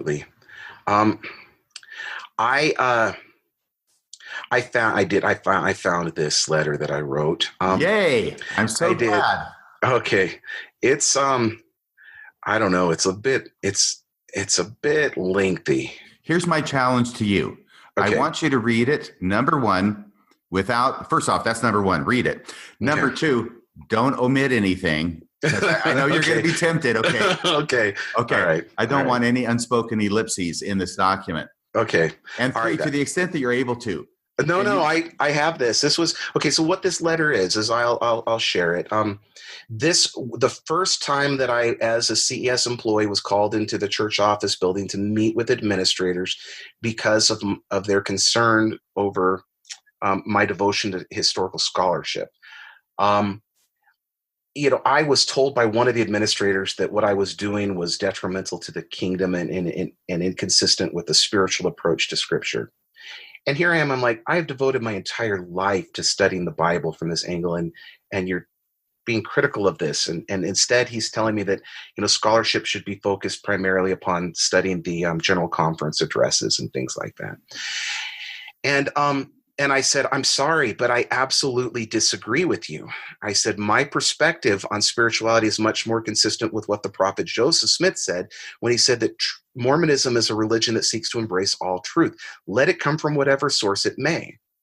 Therefore, when there is truth that is found in Bible scholarship, we need to understand that and bring that into our understanding of religion. That's my approach to it, and it's a spiritual quest. Anyway, they disagreed, and they assigned me a number of talks that I was supposed to read and then produce a document explaining to them what it means based upon these talks to be a religious educator for the church. And so they gave me these talks, and I looked at them, and I was very upset. And so I wrote this response, and I did send it to a couple of general authorities at the time. Is this the document you produced? Yes, this is the document I produced. Dear brethren, I am grateful for the time you spent collecting this material for me to consider. I recognize that this took time and effort on your part. I know that this was done in the spirit of love and with a sincere desire to help me succeed as an S&I employee, and that's seminaries and institutes. You have my love and appreciation. I am more than happy to use Elder Johnson's talk on receiving correction, Elder Holland's talk on pitfalls, and Brother Brandt's powerful essay on maintaining doctrinal purity to formulate a statement that will represent my understanding of the expectations and boundaries of the teaching of a full-time religious educator. I'm going to speak with love and frankness, however, concerning the other talks I was assigned. It is now 3 a.m. my time, and I have been so troubled by this, I have not been able to sleep. To speak honestly and openly, though I support you and love you, I do not agree with the way I'm being treated, nor the expectations you are presenting. I will preface my comments with the following official statement from the LDS newsroom on doctrine, quote, not every statement made by a church leader, past or present, or necessarily constitutes doctrine. A single statement made by a single leader on a single occasion often represents a personal, though well-considered opinion, but is not meant to be officially binding for the whole church. With divine inspiration, the first presidency, the prophet and his 2 counselors, and the quorum of the 12 apostles, the second highest governing body of the church, counsel together to establish doctrine that is consistently proclaimed in official church publications. The doctrine resides in the 4 standard works of Scripture, the Holy Bible, the Book of Mormon, the Doctrine and Covenants, and the Pearl of Great Price, official declarations and proclamations, and the Articles of Faith. Isolated statements are often taken out of context, leaving their original meaning distorted. End of quote. My concern is that these talks you have assigned to me construct what a full-time to help construct what a full-time S&I employee must conform to seem out of harmony with the direction we are currently receiving from the brethren. And so, to be honest, I'm not sure how to respond in formulating a statement. For sake of illustration, I'll simply point out some of the challenges I'm facing, though many more could be identified. For instance, Elder Mark E. Peterson's address on avoiding sectarianism presents his view of orthodoxy as one that rejects science. He uses the 18th century argument on the fixity of the species to support his position. However, even during Elder Peterson's era, genetics did not in any way, shape, or form suggest that species were fixed or bred true. This assertion, though well-intended, is simply incorrect and not consistent with the direction the current brethren have directed our focus as a church. Unfortunately, this is the same argument, by the way, that Elder Peterson used to criticize the civil rights movement and argue in support of the need for racial purity. These views have now been disavowed by the church. I should not be expected to conform to them by my S&I administrators. Moreover, Elder Peterson speaks out quite strongly against sectarian scholarship on the Bible, arguing that Latter-day Saints know more about that ancient record than any other people. He seems to be referring to doctrine, which I certainly agree with, but I have a hard time responding to this premise as it is articulated. It just feels wrong, brethren. I believe that there is much we can learn from scholars and even people of other faith. Moreover, though I certainly share his praise of Elder Talmage's work, Jesus the Christ, as a spiritual book of considerable merit, I had my 19-year-old daughter, currently serving a mission in Chile, read the book prior to her departure. The fact is that many of Elder Talmage's views have been proven incorrect, not only in terms of biblical scholarship, but due to the fact that Elder Talmage did not have access to the Joseph Smith translation. I could go on, but this talk just doesn't feel right to me. And I sincerely hope that I'm not expected to endorse these views from 1962 in order to continue teaching in the system. In terms of Elder Packer's 1995 address, it seems that this talk was chosen for me since Elder Packer specifically condemns my academic training, i.e. higher criticism. I understand his concern. It is a challenge. And yet, while President Packer feels such pursuits should be avoided, not all of the brethren have consistently shared his view. For instance, concerning higher criticism, Elder John A. Witzel articulated a perspective which I personally believe is necessary for us to pursue in light of the information accessibility that the internet provides. Because, brethren, the intellectual views of scholars on how biblical sources developed are not going anywhere. Elder Witzel wrote, quote, "In the field of modern thought, the so-called higher criticism of the Bible has played an important part. The careful examination of the Bible in the light of our best knowledge of history, languages, and literary form has brought to light many facts not sensed by the ordinary reader of the scriptures. Based upon the facts thus gathered, scholars have, in the usual manner of science, proceeded to make inferences, some of considerable, some of low probability of truth. To Latter-day Saints, there can be no objection to the careful and critical study of the scriptures, ancient or modern, provided only that it be an honest study, a search for truth. Whether under a special call of God or impelled by personal desire, there can be no objection to the critical study of the Bible." End of quote. It seems to me that rather than being pushed out for my training, that the system might actually want someone with a sincere testimony of the Restoration who published academic articles in scholarly venues concerning this approach to biblical studies. At least that has been my belief up till this point. Moreover, Elder Packer's talk also condemns evolutionary science as a philosophy incompatible with the gospel. I love President Packer. I support and sustain him. As I understand it, however, the church does not hold an official position on evolution. Thus, rather than ask me to conform to this ideal, I believe that we as religious educators should profess the church's current position that there is not an official orthodox stance on this matter. In fact, the church's recent official release on DNA and the Book of Mormon relies upon evolution to explain the challenge DNA research raises for the Book of Mormon's historicity. The article's detailed scientific explanation gives a tacit approval to the foundation of genetics, which is evolution. This is evident in the argument's supportive statements, such as the molecular clock used by scientists to date the appearance of genetic markers is not always accurate enough, and I'm quoting here, to pinpoint the timing of migrations that occurred as recently as a few hundred or even a few thousand years ago. End of quote. As a professional religious educator, I do not believe that I should be forced to take a position contrary to this new statement, nor should we give the impression to our students that in order to accept the truthfulness of the gospel, they must accept the positions advocated in Elder Packer's address, that there was a universal flood, and that the story of Babel presents a historical account for the evolution of human language, etc. Again, from the LDS newsroom, quote, "Some doctrines are more important than others and might be considered core doctrines. For example, the precise location of the Garden of Eden is far less important than the doctrine about Jesus Christ and his atoning sacrifice. The mistake that public commentators often make is taking an obscure teaching that is peripheral to the church's purpose and placing it at the very center. This is especially common among reporters or researchers who rely on how other Christians interpret Latter-day Saint doctrine." End of quote. I believe we need to teach the doctrine and leave students to come to their own conclusions on the merits or lack thereof of evolutionary science.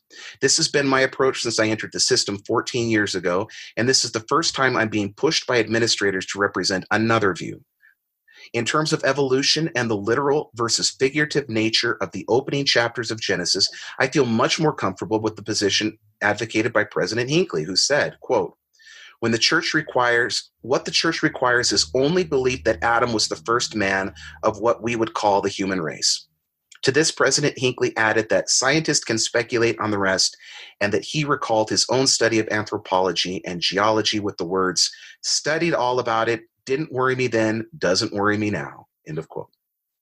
Finally, I feel I should complete one of the stories to which Elder Packer referred, since it seems to parallel the way I have been treated, first by BYU and now by SNI. Though not named, one of the men Elder Packer spoke of was religious educator and scientist William H. Chamberlain, who was forced to resign his position at BYU for teaching students such concepts as evolution and higher criticism, something that I have never done in 14 years. In 1926, President McKay wrote the following words about Chamberlain, quote, that a lofty, sincere soul like W.H. Chamberlain should have been compelled to struggle in our community and have been misunderstood by those who should have known him best seems to me to be nothing short of a tragedy. End of quote. To speak personally, as I face this most recent challenge to concerns on my own orthodoxy from my brethren, despite never having taught anything at all controversial to my students in 14 years of employment, I take much comfort in this assessment by the prophet of God concerning Chamberlain. Brethren, I love you. Please know I am not trying to be difficult. These are very important issues to me. As I shared with you, I truly want to stay in church education. I've always tried to be true to my charge. I support you in your assignments. Tell me what to do, and I will do my best to put your counsel into practice. However, these talks you are asking me to use to formulate a statement on what it means to be an SNI employee were given years before I entered the system. If the expectation had been that I renounce evolution, advocate for the necessity of a universal flood, and teach students that in order to believe the gospel, they must accept that the story of Babel presents a literal portrayal of the way language is historically evolved, I could not have taken a position in SNI. I certainly cannot promote these views in 2014, nor do I believe that the brethren would feel comfortable in having me do so. You have shared that you do not trust me to teach at an institute level for fear that I will share with college-level students ideas taught in biblical scholarship. Please remember, half of my career in SNI was spent teaching institute in Cambridge, Massachusetts, without a single problem or incident.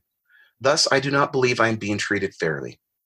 I can tell you that since I began teaching courses on Bible and on the Book of Mormon at the University of Utah, I have been approached by 9 different institute students who have been disturbed that their teachers have taught them the very ideas you are asking me to conform to.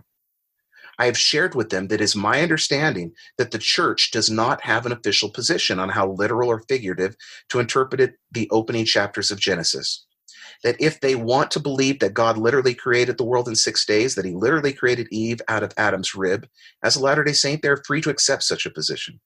If, however, they wish to accept these opening chapters of Genesis as inspired scripture that teach true doctrine, yet mix scientific observations into their own personal understanding of the way God created the world, it is my understanding that they are free to accept such a view and remain a member in good standing. Even though I have not been an institute instructor, nor identified as one to these students, they have all left feeling much better about their faith.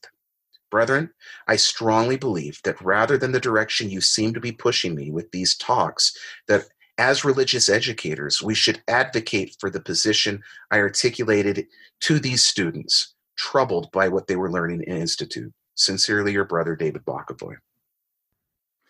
That is a great letter.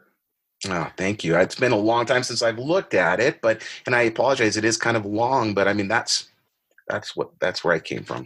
What I hear in that is you folks who are in administration for CES are telling me that I'm out of line with the leaders of the church for teaching, or actually not even teaching these things, but for believing them or talking about them outside of class.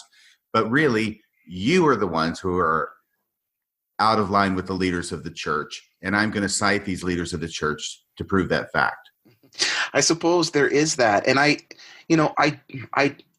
do not want to disparage these men. I really don't. They, in fact, I need to state the follow-up to this was that instead of asking me to create such a document, these men spent many hours sitting down with me one-on-one, talking to me about my journey, talking about my viewpoints, doing everything they possibly could to help me feel comfortable and to stay in CES. And I am very grateful for the time and the love and the compassion that was shown.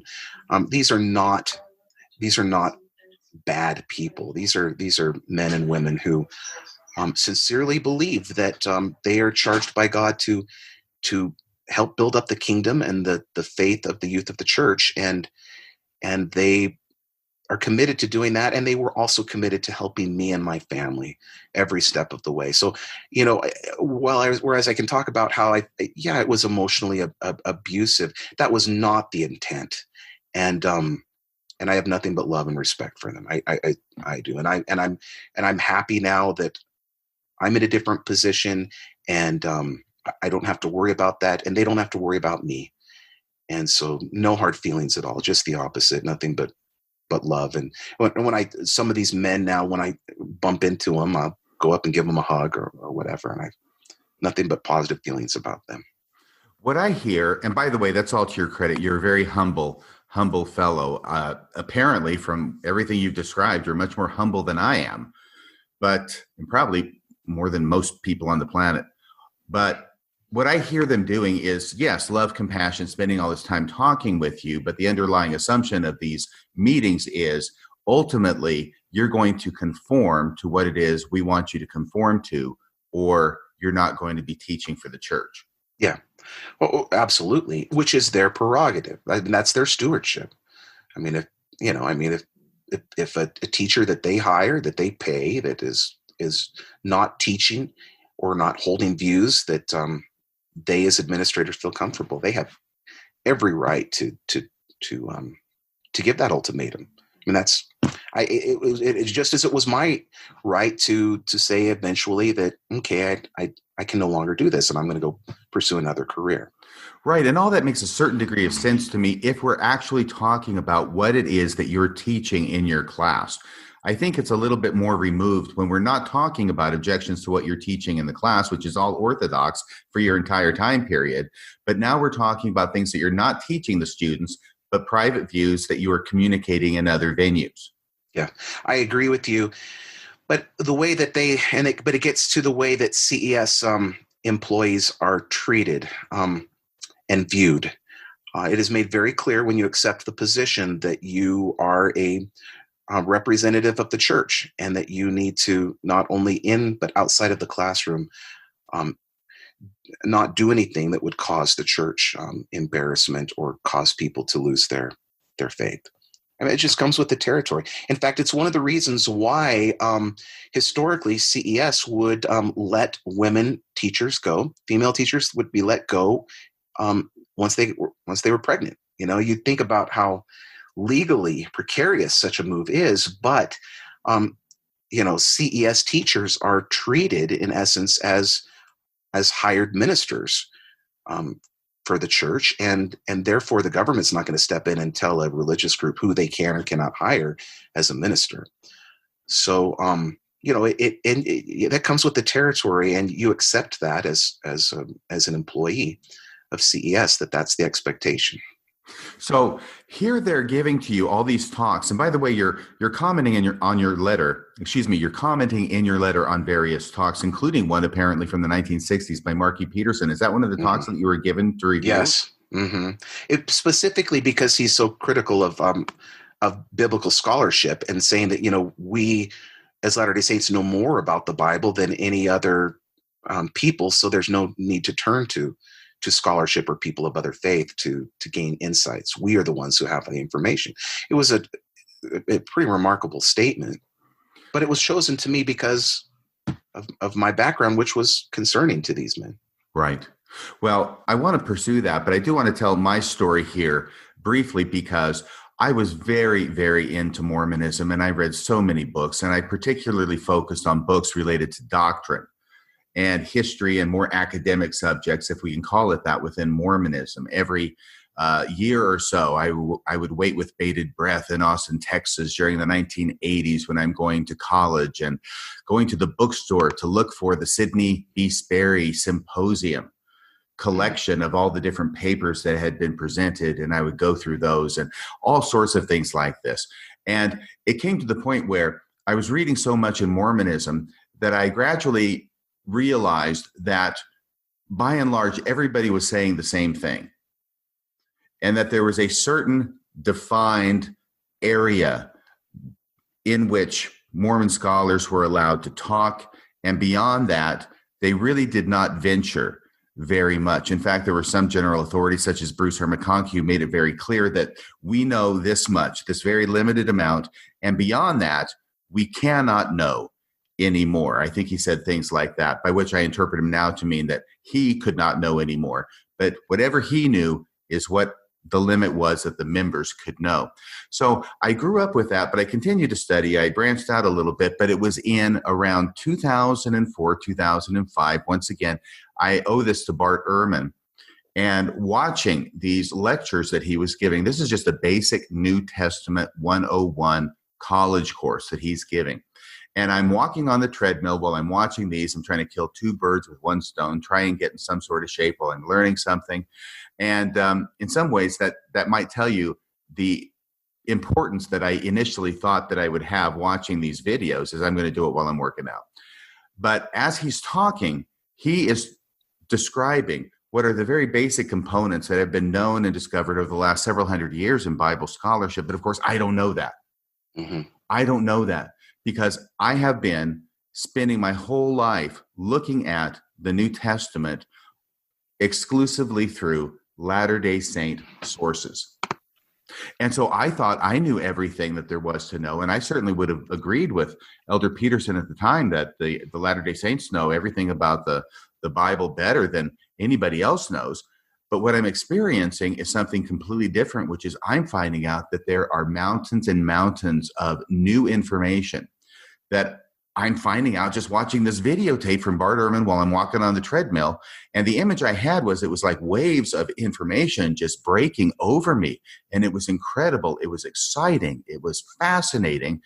And what I came to understand was that I had spent an awful lot of time looking at the New Testament only through Latter-day Saint sources and realizing how myopic and even incestuous those sources were as they related to the New Testament, that they were so small as far as their ability to understand the New Testament. And there was an ocean outside of it of information, which I had carefully shielded myself from with a little help from admonitions of leaders of the church, but that it was there and it was free for the taking. Yeah, I can so resonate with that story, RFM. Absolutely. I mean, that's really what I experienced in my own journey in terms of scholarship.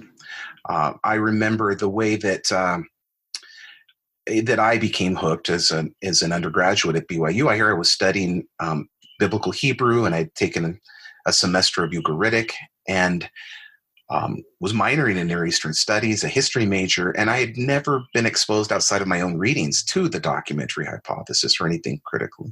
And it had been very limited.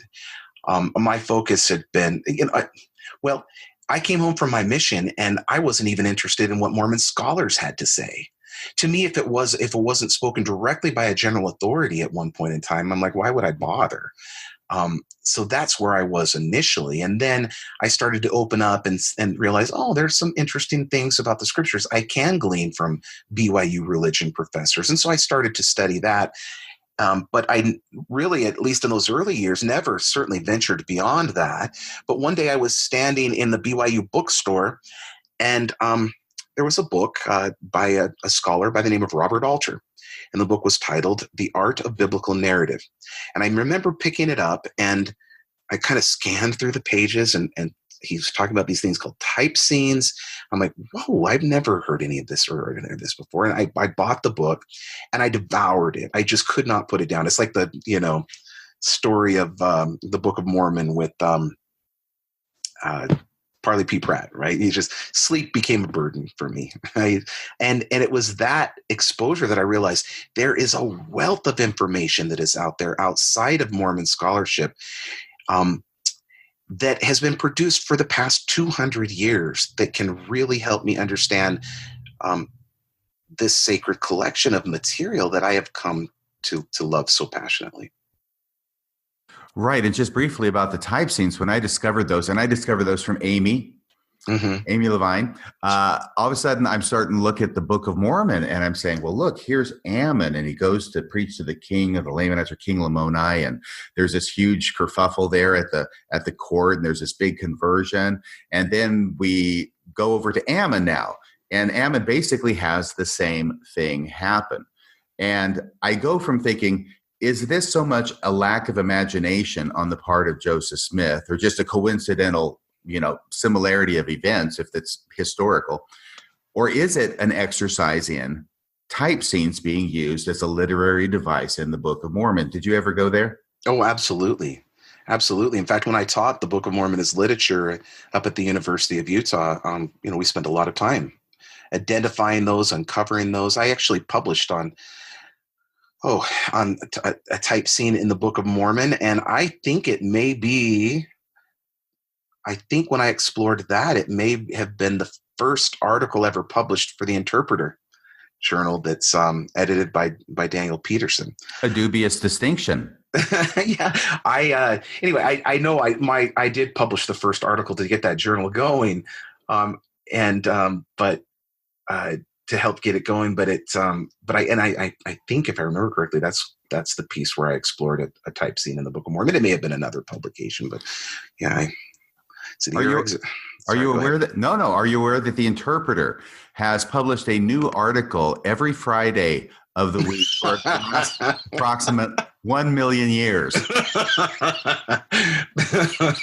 I was not aware of that, but that is quite remarkable. Yes. That's wonderful. It's all in the quantity. Yeah. It's an interesting journey. I mean, like I said, obviously I was very close with these men, Daniel Peterson and Bill Hamblin, and I just very close to these men, and we obviously have very strong disagreements at this stage in life, but I don't have any negative feelings towards those guys. They do what they do, and I do what I do. Do you have any stories you'd be willing to share regarding any close encounters of the Peterson kind? Let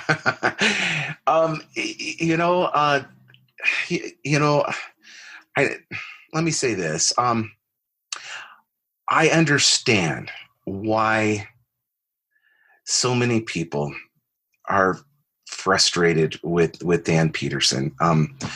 He is quite sarcastic, and it's part of his sense of humor, and I understand it. And he certainly, as editor of first the Farms Review and then later the Interpreter, published apologetic pieces that would attack the messenger more than they would the ideas that the critic was presenting. And those, I don't want to overstate and say that that's all they did. That's certainly not true. We know that's not true. But there were some that I found quite problematic, and even openly discussed with him and posted about online and things like that.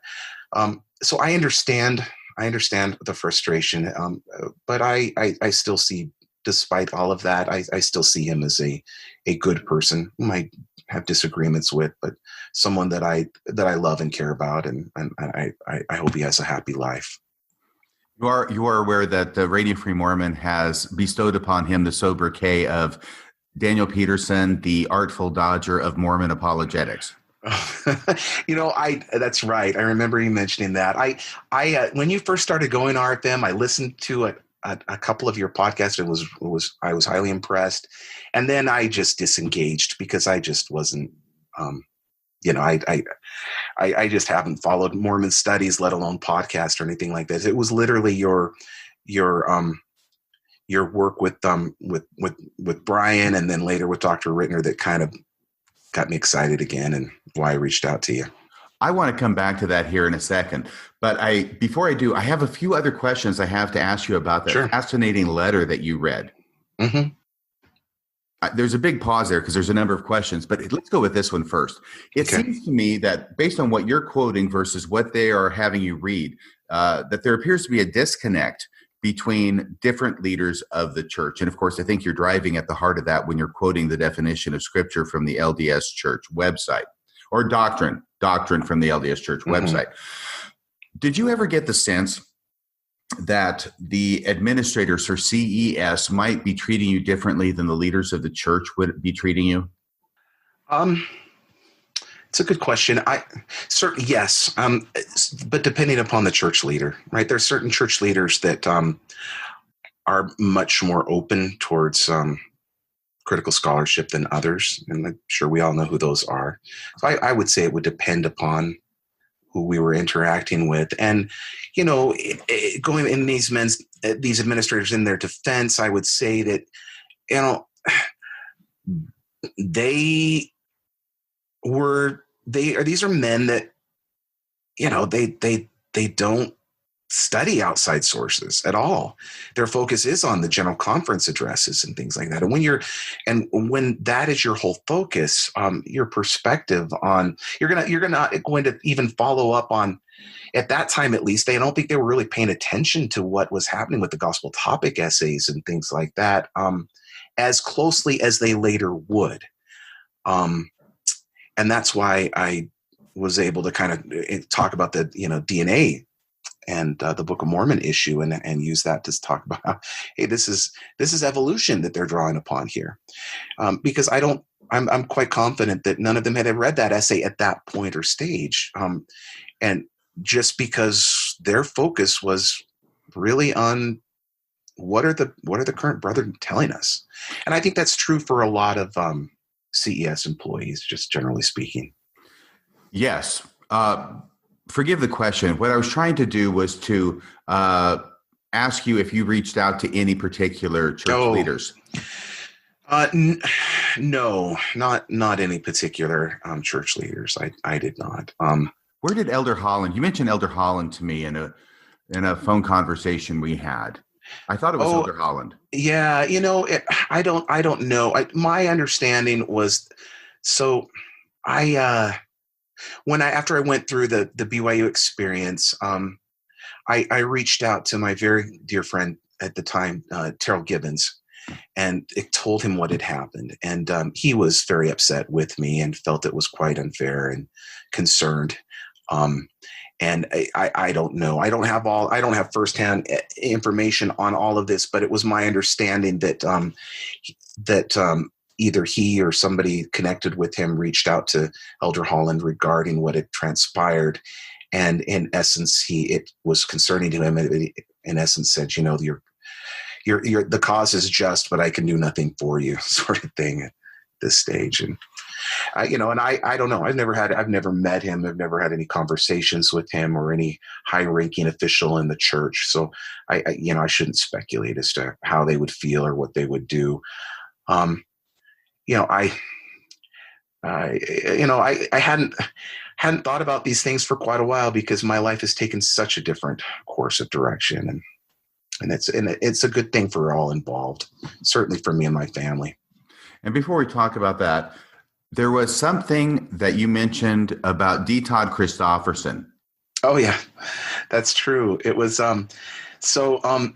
when I taught the Book of Mormon as literature up at the U, of course, that drew a lot of press because it hadn't been done before. I mean, even the national press, HuffPost and whatnot, I was getting calls and interviewed. And so there were some number of articles that were published at the time, and it didn't identify me. None of them identified me as an active member of the church, let alone a CES employee. Remember, this was a postdoc I was working on at the U at the time that allowed me to teach these courses. And anyway, all of a sudden one day, I got a message from Grant Hardy, Mormon scholar and wonderful human being, and he sent me a message on Facebook. And he said, "David Bokovoy just quoted by an LDS apostle." I'm like, "What?"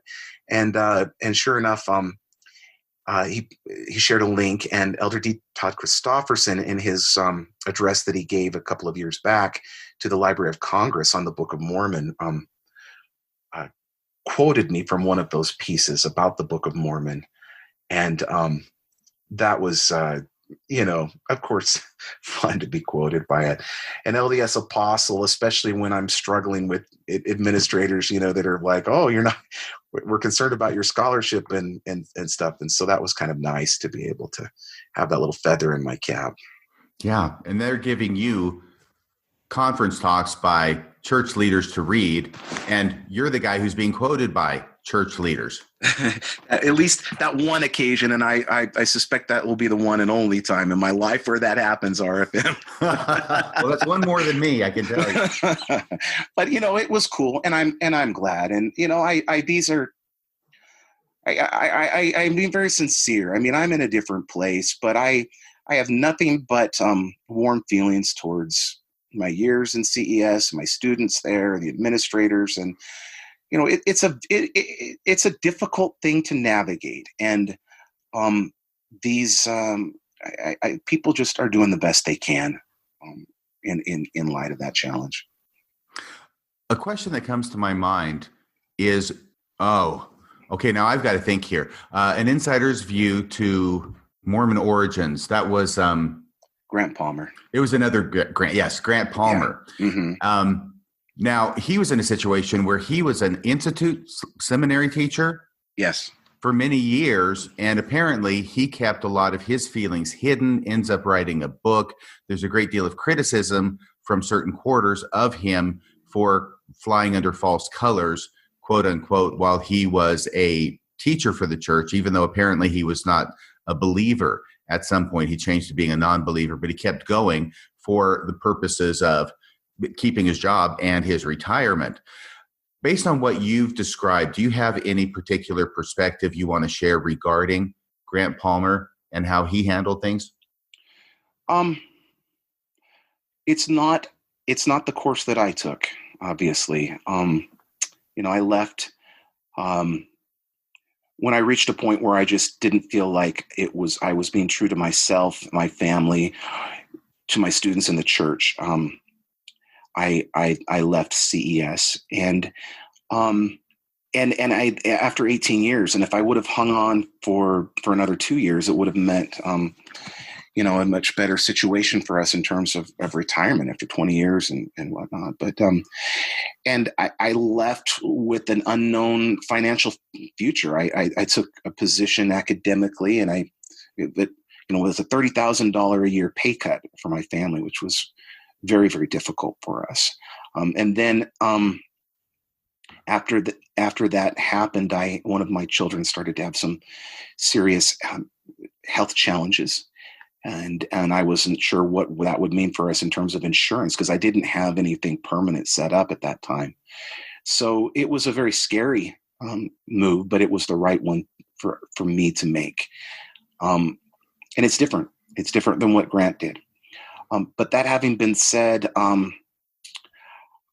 don't think negatively of him for doing that, because having gone through a similar experience, I suppose, that he did, I recognize how challenging that is.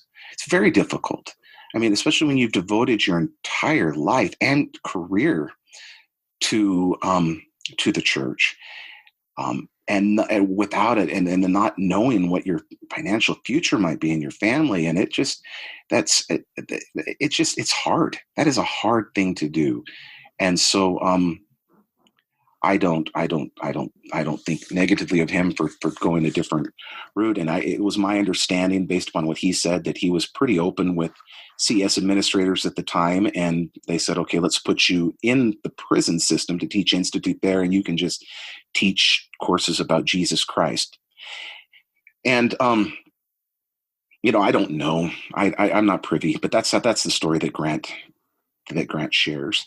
Right. And maybe I asked the question in a bad way. I really wasn't trying to elicit any kind of judgment from you. No. But it's as you're telling your story that I'm developing a greater appreciation for the challenges and pressures that Grant Palmer was going through. Oh, absolutely. Absolutely. And what's interesting to me about Grant is that I did meet him a few times. We interacted a few times before his passing. And one time I was actually giving a presentation on the historical Jesus and talking about critical scholarship regarding the New Testament, which is also one of my great passions. I was giving this presentation, and it made him feel very uncomfortable. And to the point that we had a nice conversation afterwards. And those who know Grant and know his work will recognize that he was very conservative when it came to Jesus. very critical about Joseph Smith, the Book of Mormon, and Mormon history, but he drew the line at Jesus. Right? He wouldn't take those same critical skills and apply them to the New Testament and Jesus, because of his strong religious convictions that he kept in that area. Which is always interesting to me when that happens, because from my perspective, it's like, once you develop those skills and you look at it that critically, why draw the line? You've got to be consistent. And the truth is that the same challenges, well, they're not the same, but higher criticism presents challenges for traditional understanding of not only the Book of Mormon and the Book of Abraham and specifically Mormon scripture, but it does the same thing for the Bible, both Old and New Testament. And so I've never been one to just draw the line and say, okay, thus far, but no further. If I'm using critical models to understand the Book of Mormon, then I should use them for the New Testament as well. So that's where we were very different. And it was, everybody's on their own journey, but that always kind of surprised me. And this won't surprise those who are familiar, because didn't he write that? I didn't read it, but he wrote a book on coming under Christ or something that after Insider's Guide. Yeah, something like that. And it is an interesting thing, and I don't mean to be disparaging at all to Grant Palmer, but very interesting that he ends up sort of doing kind of the Mormon thing or other religions, but he was a member of the church, and then he wasn't, but he still maintained this Mormon attitude as it related to Jesus Christ, which is, I can see all these things as they apply to Mormonism, but I'm not going to take the same tools that allow me to see these things as they relate to Mormonism and apply them over here to this area. It's like there's a King's X on this area, because this is my belief. Yeah. And therefore, I'm not going to allow the tools that I have and that I've demonstrated and that I've used successfully over here to deconstruct this area, which is where I want to stay and where I want to believe. Yeah, it's interesting, isn't it? And I appreciate. Yeah, we're not being disparaging. It's an observation, and he's not alone in that sense. There are other post-Mormons that are really, really strong devotees of Jesus in the New Testament, and yet they're constantly, I see them on social media, talking about the problems of the Book of Mormon and Joseph Smith and things like that. And it's interesting, because the same skill set that lead us to the conclusions that we receive regarding the Book of Mormon lead us to conclusions of the problematic nature of a traditional model for understanding Jesus in the New Testament. Yeah. I've heard it said that we think that we have everybody has beliefs, and we think that we have our beliefs because evidence has led us to those beliefs. And that's why we believe what we do. But I've heard it theorized that by and large, for the most part, people adopt their beliefs based upon more on feelings than evidence and facts. And once they have those feelings and those beliefs, they then cast about to find the evidence and the facts that they can use to support their beliefs. Sure. Oh, we all do that. We all do that. And that is one of the things that you learn to try and overcome as a critical reader of sacred text. That's you try to recognize the bias that you have, set it aside, and a good scholar. And this is the other thing. Going back, then, Kerry Milstein in his responses to the Robert Rittner interviews did something that he's wont to do, and that is to divide scholarship into believers and non-believers. Right? Remember that essay that he did where he said, that Robert Rittner, in essence, Robert Rittner comes to the conclusions he does because he doesn't believe in Joseph Smith, and I believe in him, and therefore we come to different conclusions on these things. Paraphrasing, obviously, but isn't that what he said? Yes, he attempted to take his position, which is he views everything through the preconception that Joseph Smith was a prophet and could translate, and that's why he goes where he goes. And then I get the sense he seeks to draw an equation or a similarity to the other side of the coin, which is what he says Robert Rittner does, which is Robert Rittner comes to opposite conclusions, not because that's where the evidence is, or because of Robert Rittner's scholarship. It's because Robert Rittner starts off with an assumption that Joseph Smith could not translate Egyptian. Yes. Yeah, precisely. You articulated that very well. And I remember encountering that. I thought, well, no, that's not correct. It's just there really aren't. The dichotomy is not between believer and non-believer. It's between good scholarship and scholarship that is lacking.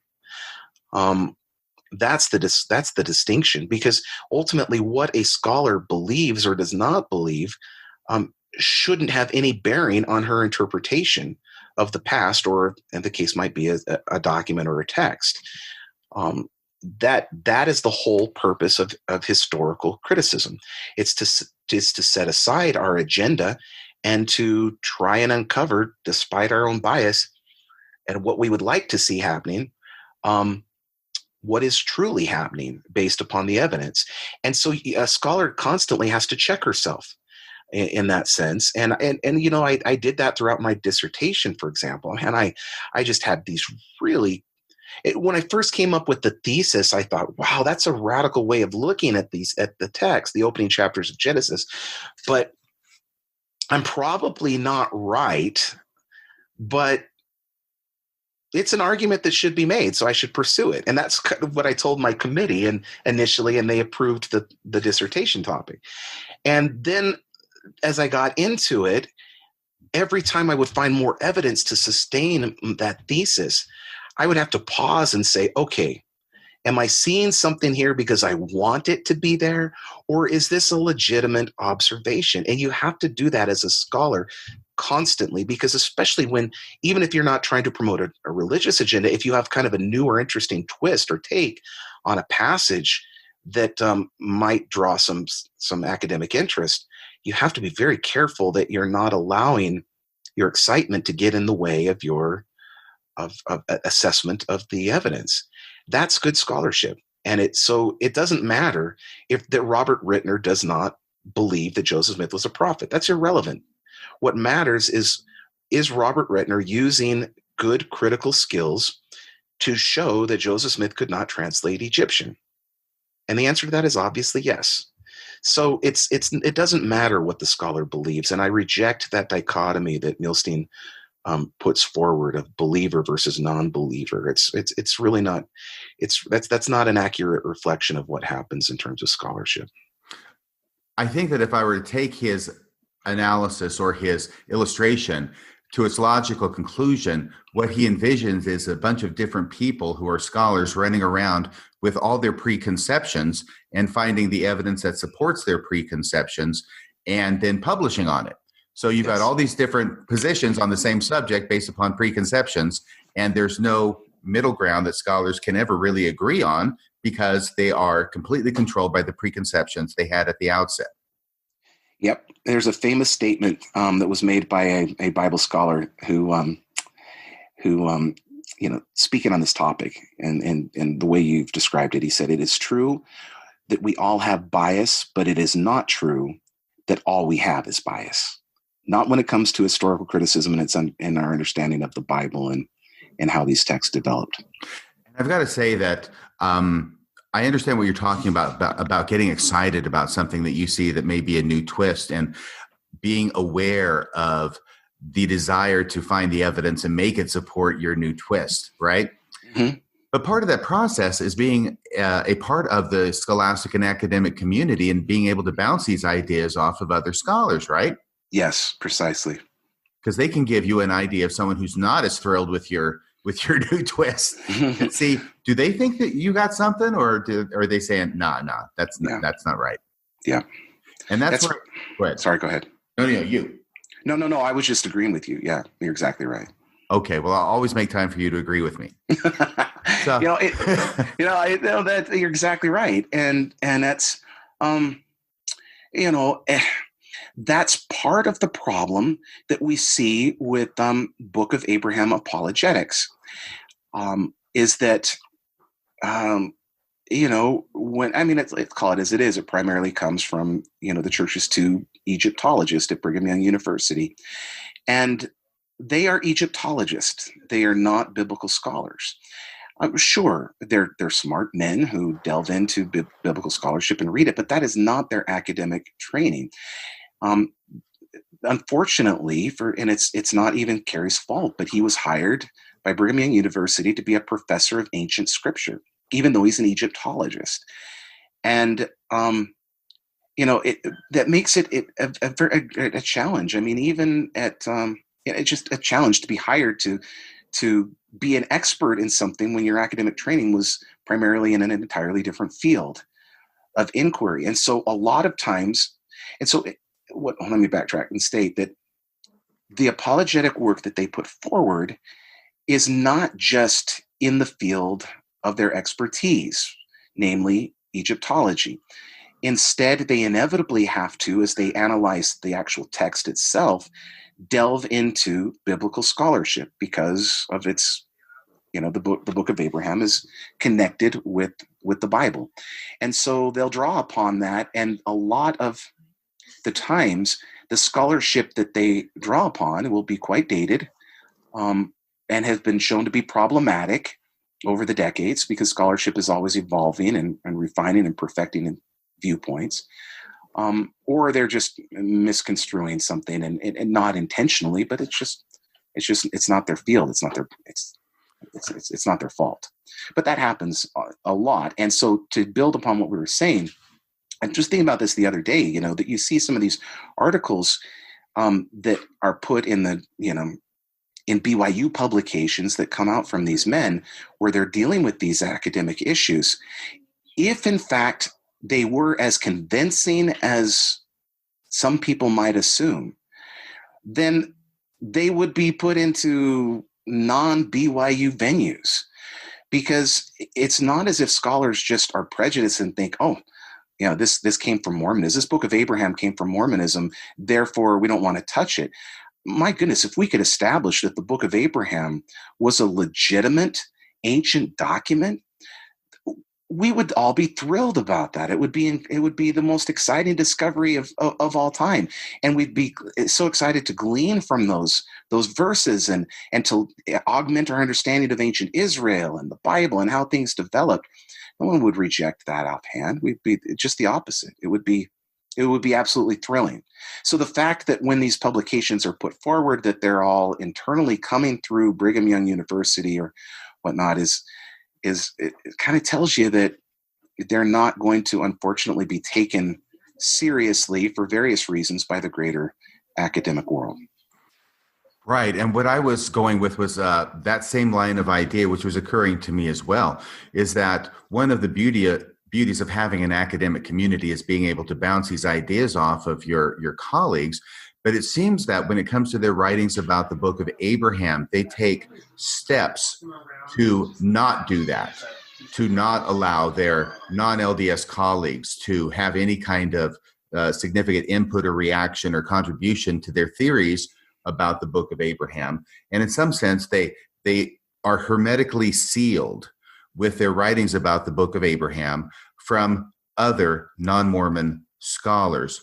And they take steps to not talk to non-Mormon scholars about them, as most recently illustrated by Kerry Muhlstein's refusal, and apparently speaking for John Gee at this time, Kerry Muhlstein's refusal to speak publicly with Robert Ridner about the subject of the book of Abraham.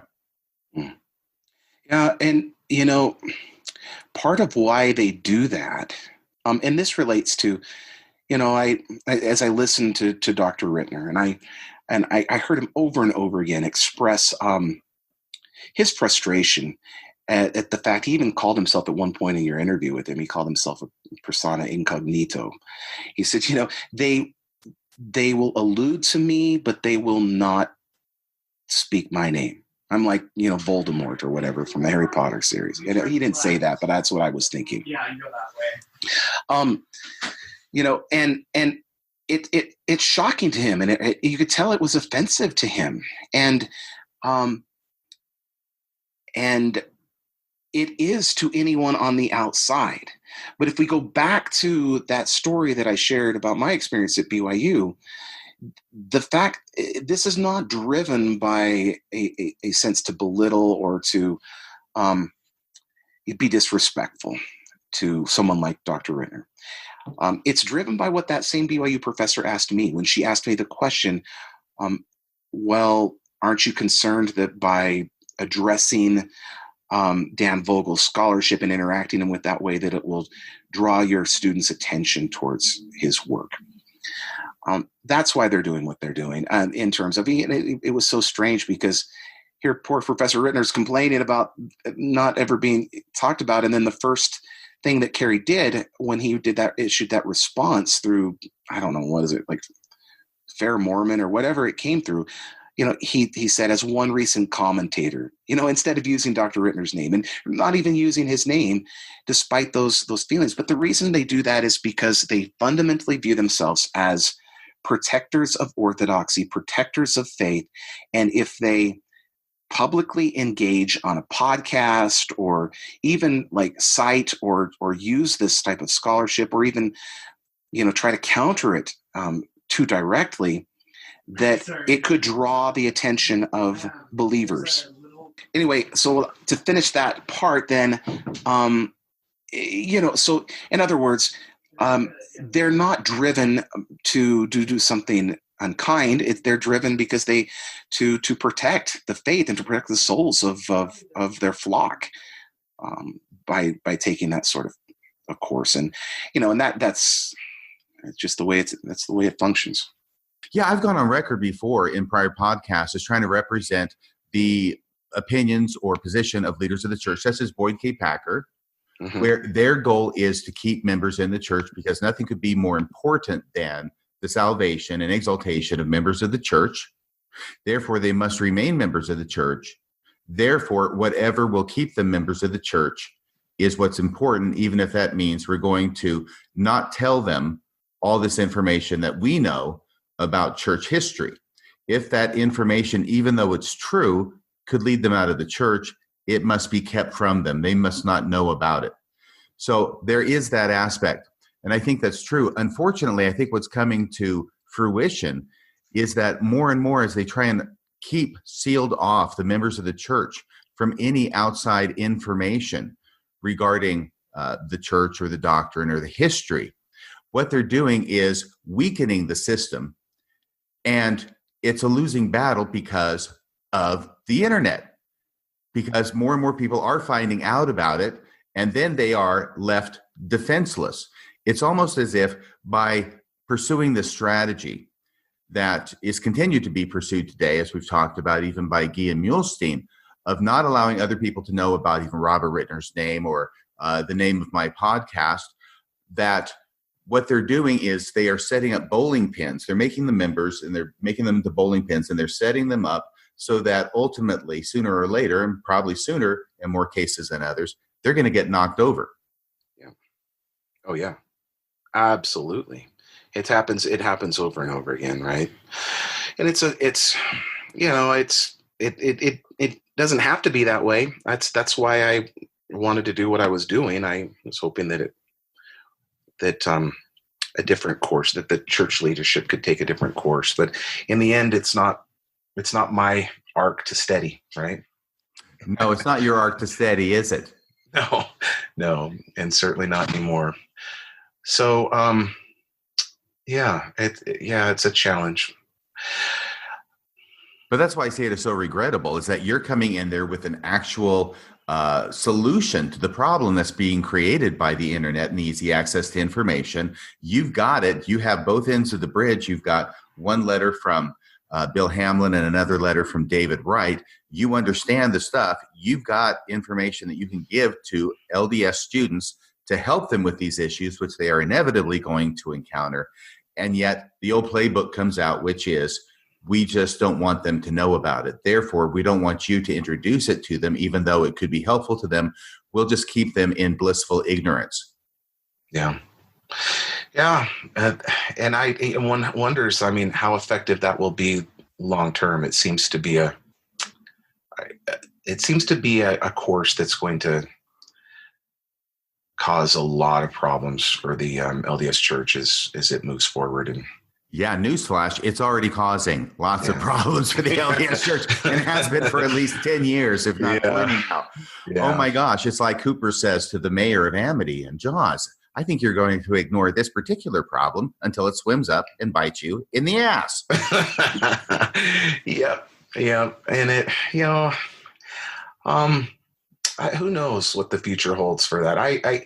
Again, my issues, were fundamentally social ones. I remember watching the movie Selma, and if you've seen that film. I'm sorry, I have not. I got to see it. It's fantastic, and there's this really powerful scene where Dr. Martin Luther King is. It's on the second march across the bridge, and there's so much threat and anxiety in the air, and he makes a public statement calling upon all people, regardless of their faith, if they believe in human rights, to come join his people on the march over the bridge. And it's this powerful scene. Then when you see Jewish rabbis and Catholic nuns and evangelical ministers coming and joining. They're all white, of course, and they join the African-American protest. And I remember sitting there watching it, and at first I was just so touched, and it was such a moving scene. And then I became very sad, and I thought, well, where are my people? And then I, of course, recognized why my people weren't there. We were dealing with addresses like the one I cited from Mark E. Peterson, and, of course, others from Ezra Taft Benson on linking communism with the civil rights movement. And I just felt so bad. And then I took my family to the BYU art exhibit. After my experience at BYU, I tried to avoid that campus as much as possible. It was too painful to be there. But I took my family to the Norman Rockwell exhibit that was there several years back. And a lot of the exhibit focused upon his paintings that he had done for the civil rights movement. And the presentation began with this wonderful address by the president of Brigham Young University, praising Rockwell for his contributions to the civil rights movement. And I sat there thinking, my goodness, at the time that Rockwell was actually doing this great work, a president of Brigham Young University would not have been allowed to stand up and make those statements. And it was just those 2 points, RFM, that really hit home for me, that as I was starting to figure out what I was going to do with my life and my career, that I just sat there and realized, I will never allow a religious authority figure to stand in the way of my commitment to human rights and what I know to be true for the advancement of society. Regardless of their position, I will never do that. And so that was a big turning point for me. So for me, it was like, I understand why a lot of people, when they learn about the things that Dr. Rittner talked about, that Joseph Smith could not translate Egyptian, why they would stop and say, oh, well, therefore maybe he wasn't a prophet. Maybe I don't want to be involved in this church. I get it. That was never me.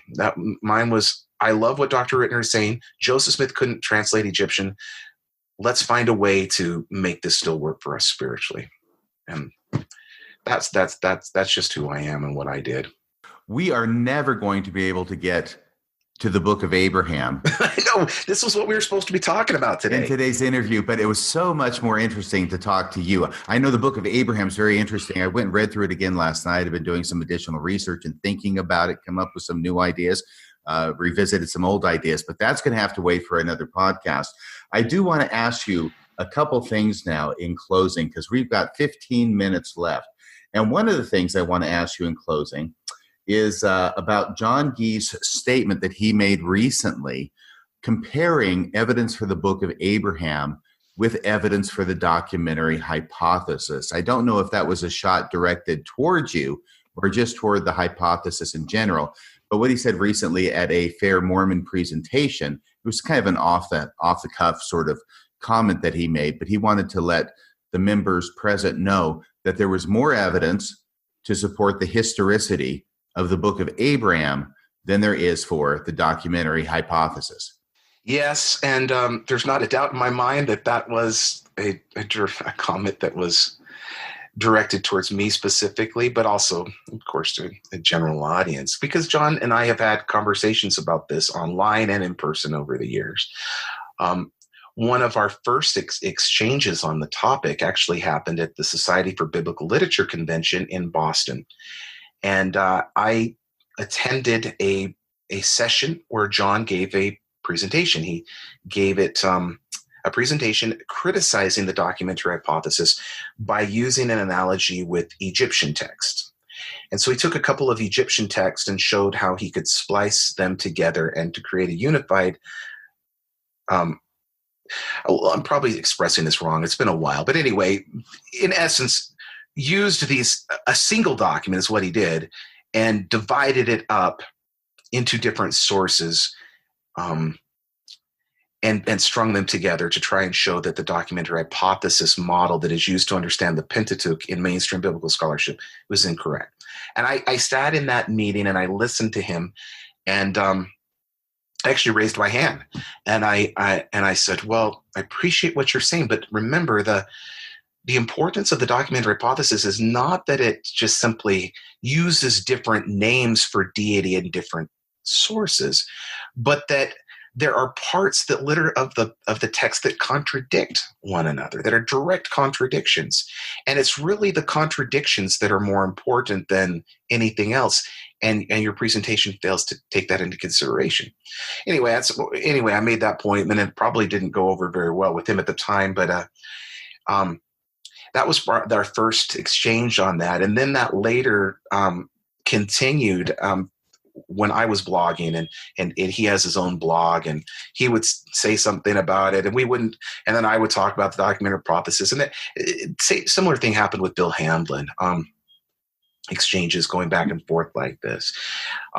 So yeah, I'm sure I was there when he said it. So at the fair conference, so I remember that moment well, and I suspect I if it wasn't directed to me personally, it certainly he had me and my work in mind, at least to some extent. What do you think? What do you think of his observation? It's ridiculous. It's ridiculous, because what he was really talking about, and he kind of does the same thing in the recent book that he did on the Book of Abraham. He critiques the documentary hypothesis and shows that he fundamentally doesn't understand it. He usually will express it in terms of archaeological evidence. There's more archaeological evidence. Well, the documentary hypothesis is not an archaeological argument. It is a literary argument that is based upon a critical reading of the doublets and inconsistencies that are found all throughout the Pentateuch. So to say that there's not any archaeological evidence for the documentary hypothesis, well, of course not. It's not an archaeological argument. But that's not to say that since we refer to it as a hypothesis or a theory, it's used scientifically in the same way that evolution is called the theory of evolution. But that doesn't mean that it's just speculation. My goodness. I mean, scholars have been analyzing the Bible according to the principles of the documentary hypothesis for 200 years. And it is still agreed upon by virtually every biblical scholar, it's certainly by every mainstream scholar that has ever come out of the academy for 200 years. So that tells you it's not just a hypothesis or a theory that lacks evidence. Now, I need to preface that and state that there are different documentary models that scholars adhere to. So there is debate that is even happening to this day as to how many of these sources, for example, that are in Genesis, how many of them are actual documents that are almost entirely preserved inside the book of Genesis, versus how many of them are editorial insertions or just simply supplements. But that's still, in essence, the documentary hypothesis. In fact, I actually published a very small but quick assessment of that in Biblical Archaeology Review a couple of years back, where I told people that the documentary hypothesis is not dead, even though a lot of conservative evangelical commentators try to represent it as such, and even now, of course, within Mormonism, because there are differences of opinion. It's not what sources are documents and text versus what are supplements doesn't mean that we're not using the documentary hypothesis. Everybody's using the documentary hypothesis. It's just there's debate as to how the sources fit together. And other than that, it's all, everybody has the same understanding that the reality is that the book of Genesis, which is directly relevant to the book of Abraham, is composed of separate historical sources that have been amalgamated or put together by a redactor or an editor into the present form that we have it in the book of Genesis. Everyone agrees that that's the case. It's just the evidence is that clear.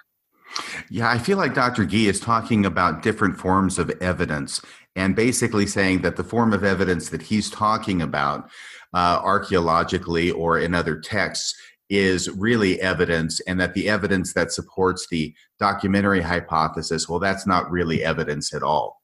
Yeah. So he can say, and I think the force of his argument, which I think is not very forceful, but the point of the argument is, look, the documentary hypothesis is accepted by everybody, okay? Mm-hmm. It is something that a lot of people accept, and there's more evidence for the book of Abraham than for the documentary hypothesis. Therefore, the book of Abraham is even more corroborated as being true than is the documentary hypothesis. Yes. And I am aware of the evidence that he has put out. And we can talk about that in our next, I think we'll talk about at least a lot of it, if not all of it in the next podcast that we do. And suffice it to say that I disagree. I disagree with what he views as evidence, whether it's Oli Shem or the structure of covenants that he identifies and connects with Abraham's day, or the genre of autobiography at the time of Abraham. What he has presented that pertains to biblical scholarship in terms of evidence is very problematic and not legitimate. And the only evidence that I see that is legitimate for the argument of ancient authenticity to the book of Abraham is in the presentation of gods in the plural in creation, and then this concept of a council of divinities that could be linked with Abraham chapter 3. And that's a hit. That is a hit for the book of Abraham based upon what we know about ancient Israelite beliefs and biblical text today. It needs to be identified as such. But the problem but that's the only one. Everything else that's been presented to me is just. I'll just use the term ridiculous. It's just we can show how problematic it is, but that one's legitimate. But what needs to be stated is the significance of anachronisms, meaning something that is out of historical time, place, and setting. And I like to use the analogy of William Shakespeare's play Julius Caesar. Well, imagine that if that play was discovered recently by scholars, and some people were arguing that Julius Caesar was produced during the time period of the Roman Empire. And they started to argue that there are hits. There are things that the play gets right that we can show to be correct through contemporary documents. The argument would still not be legitimate that the play was produced during that time period because of the anachronisms. So, for example, what is it? In the first scene or so, Brutus tells Cassius to tell him the time of the day, and there's a reference to a clock and the way the hands of the clock move. Well, that tells you that document could not have been produced in Roman time period because they didn't have clocks. There's a reference in the play to the turning of the page of the book, and the book is a medieval creation. They didn't have books back then in Roman time period. So even though there might be some connections between the play and the ancient world, the connections do not override the anachronisms. And the anachronisms still have to be addressed because there's no way that they could be included in that document unless it is a later source. And that's what we see with the book of Abraham. Because the truth is, from the very opening verse, where we identify Abraham as coming from Ur of the Chaldees, that is out of time period historically with Abraham. And it's not something he ever could have done. And then the anachronisms just continue. So, even if John was correct on his assessment of covenants, on his assessment of autobiographies in the first century, on his assessment of Oli Shem, and all of these other things that have been presented, and which he's not. But even if he was correct on those, it still wouldn't negate the anachronisms that show us that this is a 19th century document produced by the prophet Joseph Smith. Right. And we're going to get into that fast and furious when it comes to the second podcast, which I hope we can get to recording next week. By the way, a couple of things that I want to say. First off, about evidence and this idea of privileging certain kinds of evidence. This is evidence that supports my position. The other evidence that supports your position, well, that's not really evidence. This is something that I deal with on a regular basis as a criminal defense attorney. I will have people calling me, and this happens. This is one of the most frequent conversations I have with people on the phone who are charged with a crime. And maybe they're charged with sexual assault or something like that. And they will tell me, they will say, yeah, I'm charged with sexually assaulting this lady over here. And they say, but there's no evidence. There's no evidence that I did that. And I say, well, does she say that you sexually assaulted her? Yeah. And then I have to tell them, that's evidence. Mm-hmm. Mm-hmm. Yeah. So I'm hearing the same kind of thing that John Gee is doing with his privileging certain evidence as evidence, and evidence over here from the documentary hypothesis. Well, that's not evidence. By the way, now, in closing, I'm in a fit of brilliance. I'm going to go back to my apologetic days, okay, and talk about this anachronism that you have found in, I almost said the book of Julius Caesar, but the play Julius Caesar, okay? Because I'm going to show why that anachronism actually proves that it's true. Okay. Actually, are you ready? Yeah, absolutely. And that it was written by a prophet of God. Okay. This is going to be totally, I'm going full John Gee mode here, okay? Because you said that it was Brutus who talked to Cassius to tell him what time it is, and Cassius refers to a clock. Mm-hmm.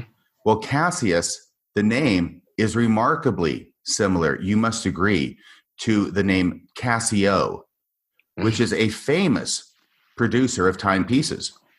Mm-hmm. That is perfect. That's what happens. Uh-huh. Isn't that exactly what they do? Yeah, it's exactly what they do. That's exactly what they do.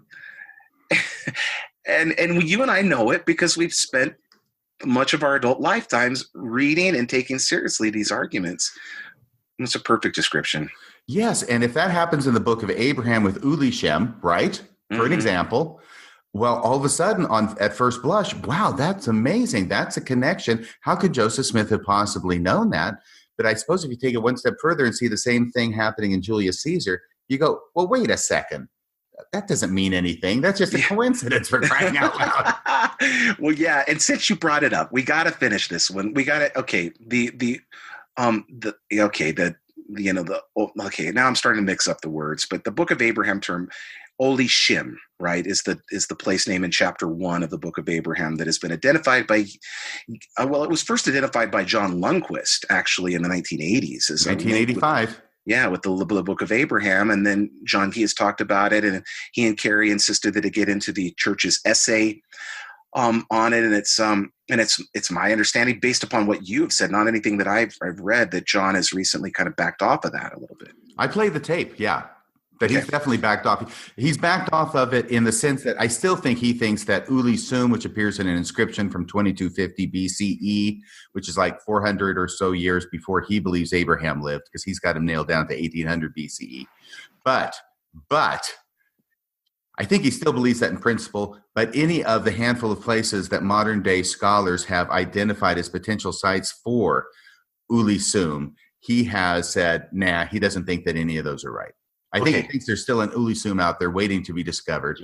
I get it. Yeah, but it's got to be in the correct location for him. Well, I'd read those articles before, and they never really interested me all that much. And so finally, I just went maybe 2 weeks ago, and I looked at the actual cuneiform signs from the text that Lundquist first was identifying that from. And,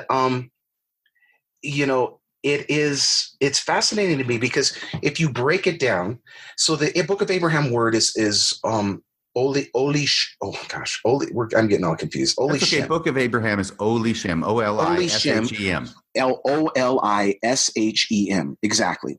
Well, and then the cuneiform tablet actually mentions a place called Uli Sum. okay, as the nominative form of that. Well, the U and the O, the reason why they're connected, and it seems strange to non-Semiticists, but they're right.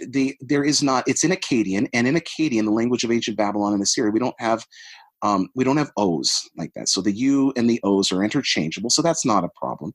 But then you're left with the syllable li, and then you're left with an S that is actually not an SH sound, but an SI sound.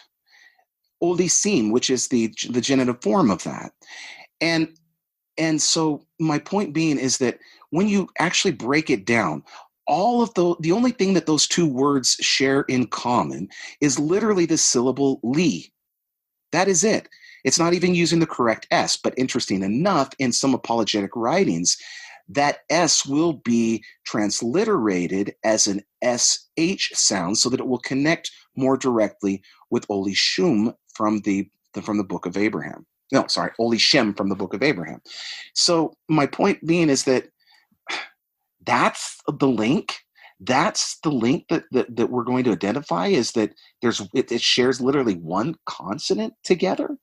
To me, that's just not a strong, compelling argument to say that, oh, Joseph Smith got this place name correct.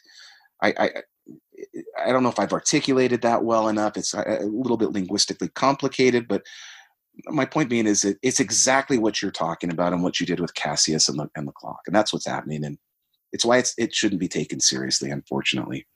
Yeah, we will get into all this in more detail, and I agree with you. It seems to me, after a lot of examination and a lot of hours talking with Robert Rittner, is that it seems that the case for the historicity of the Book of Abraham put forward by John Gee and Kerry Muhlestein and others consists of a small handful of very fragile proofs. Yes, fragile proofs that ignore the anachronisms and dismiss them. Yes, there's an awful lot that they don't talk about while they're focusing on this small set. And the reason I reached out to you with excitement after this is because, what Robert Rittner did and showed was, from an Egyptological perspective, issues concerning the so-called translation of the Book of Abraham. Where my studies come into place is with the actual text itself. And who was Abraham? Was he really a historical person? What's the evidence for that or against that? What are the biblical sources that are being used or found all throughout the Book of Abraham? What does that tell us about the development of the text? What about the anachronisms that are there that reflect 19th century biblical viewpoints that we can pull out and extract? That's where my studies are a bit different than him, but augment what you were doing. And I thought that'd be fun to just get on and share. I'm excited about it. And it'd be fun to help people be aware of that, not in the sense of attacking. Here's the truth. RFM. I say this all the time. I was talking to my wife about it this morning before we began. I said, I love these texts. I love the Book of Abraham. I love the Book of Mormon. And she asked me why. She's like, why? Because she's just not in the same place. And I said, I love it because they're so damn interesting. And I've devoted so many years to understanding how they were created and how they are contextualized historically. You don't just walk away from that. It's still, I love these texts. I don't love them in the same way that I used to at one point in my life, but I still care for them. I'd say I love them every bit as much as John and Carrie do, but we just read them very, very differently. And I love showing people what these texts look like when you analyze them through the lens of biblical scholarship. And in fact, that's one of the things I do hope to accomplish now that I'm returning. Is I'd like to do a book on the Book of Abraham from that angle and produce that for an audience. That would be awesome. I know from exchanges we've had in the past couple of weeks in preparation for that you are reviewing things and new ideas are coming to you even as recently as last night. Yeah, absolutely. So it's fun and I'm excited and I'm really grateful for the work that you've been doing on this. And it's just been so fantastic. And I'm grateful for the chance to share in this wonderful venue. In fact, most of my family members and friends are attorneys. For whatever reason, I'm drawn towards you people, and they all just adore your podcast. You guys all have a specific type of mind for breaking down arguments and looking critically at evidence, and then presenting it in a way that a jury or a general audience could understand. And so I love what you're doing. Thank you, and appreciate a chance to share. You are so welcome. As soon as we're done here or a little bit later, we will get together. We will schedule hopefully another 3 hours, and we'll be able to go into the book of Abraham itself, not only talking about the different apologetics that are used to support the historicity of the book of Abraham and how they do or don't measure up, but also interesting and fascinating insights that you have about applying your tools from biblical criticism and the documentary hypothesis to the text of the book of Abraham, and seeing how that allows us to see things that we would not otherwise see. Yeah. Thank you. I'm excited. I'm really looking forward to it. Well, thank you so much for being on the show. I'll give my outro now, which is, oh, by the way, David, sorry, it's been 3 hours. You were up early, and I got to ask you a question. Yeah. What would you like for the outro song to be? Yeah. I can let you think about that for a while. Nothing came to me. Maybe, do you have a recording from your band that we could use? Yeah, we could do that. I could send you something. That would be awesome. We'll use that, okay? Okay.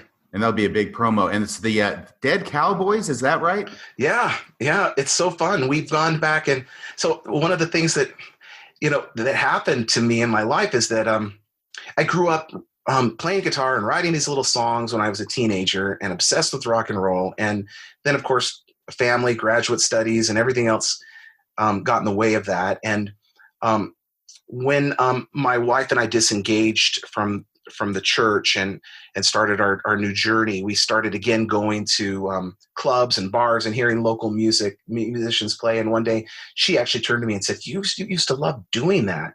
You were so passionate about it. You should do that again. And I'm like, you're right, I should. So I went and bought a guitar, and I created a band, and we started playing these old songs that I'd written, most of which had been written like when I was 16 or 17 years old. And of all things, Brian Hoglid became our lead guitarist initially. So I don't know if you know this, but Brian who is my dear friend, and he became the lead guitarist, and we had a lot of fun. And then, his kind of life got in the way of things, and I've moved. And so anyway, the band members have changed, but we do go out. We recorded that initial album of original songs that I'd written, and now go out and play locally in clubs. And it's so much fun. It's just to be back to something in my life that I had loved so passionately and then had given up. So it's been a great journey. Well, pick your favorite song, send it to me. We will close with that song. And until next time, by the way, there's going to have to be a part 2 to this, but until next time, David Bokovoy, this is Radio Free Mormon, signing off the air. I've been here in the city, I know, for much too long.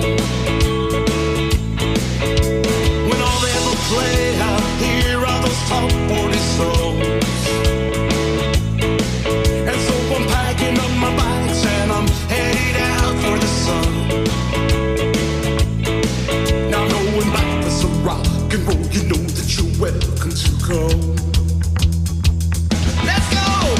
To 706 Union, Memphis, Tennessee, where you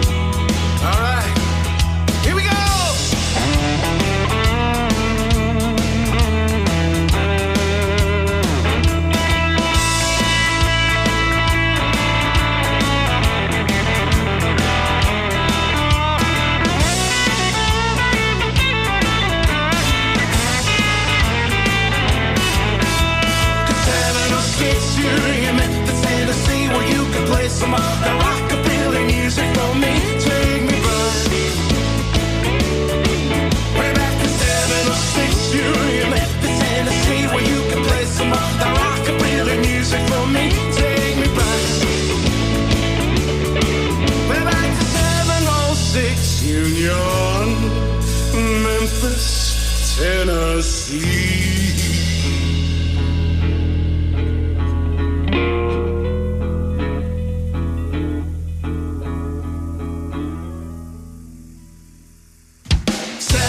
Century, met the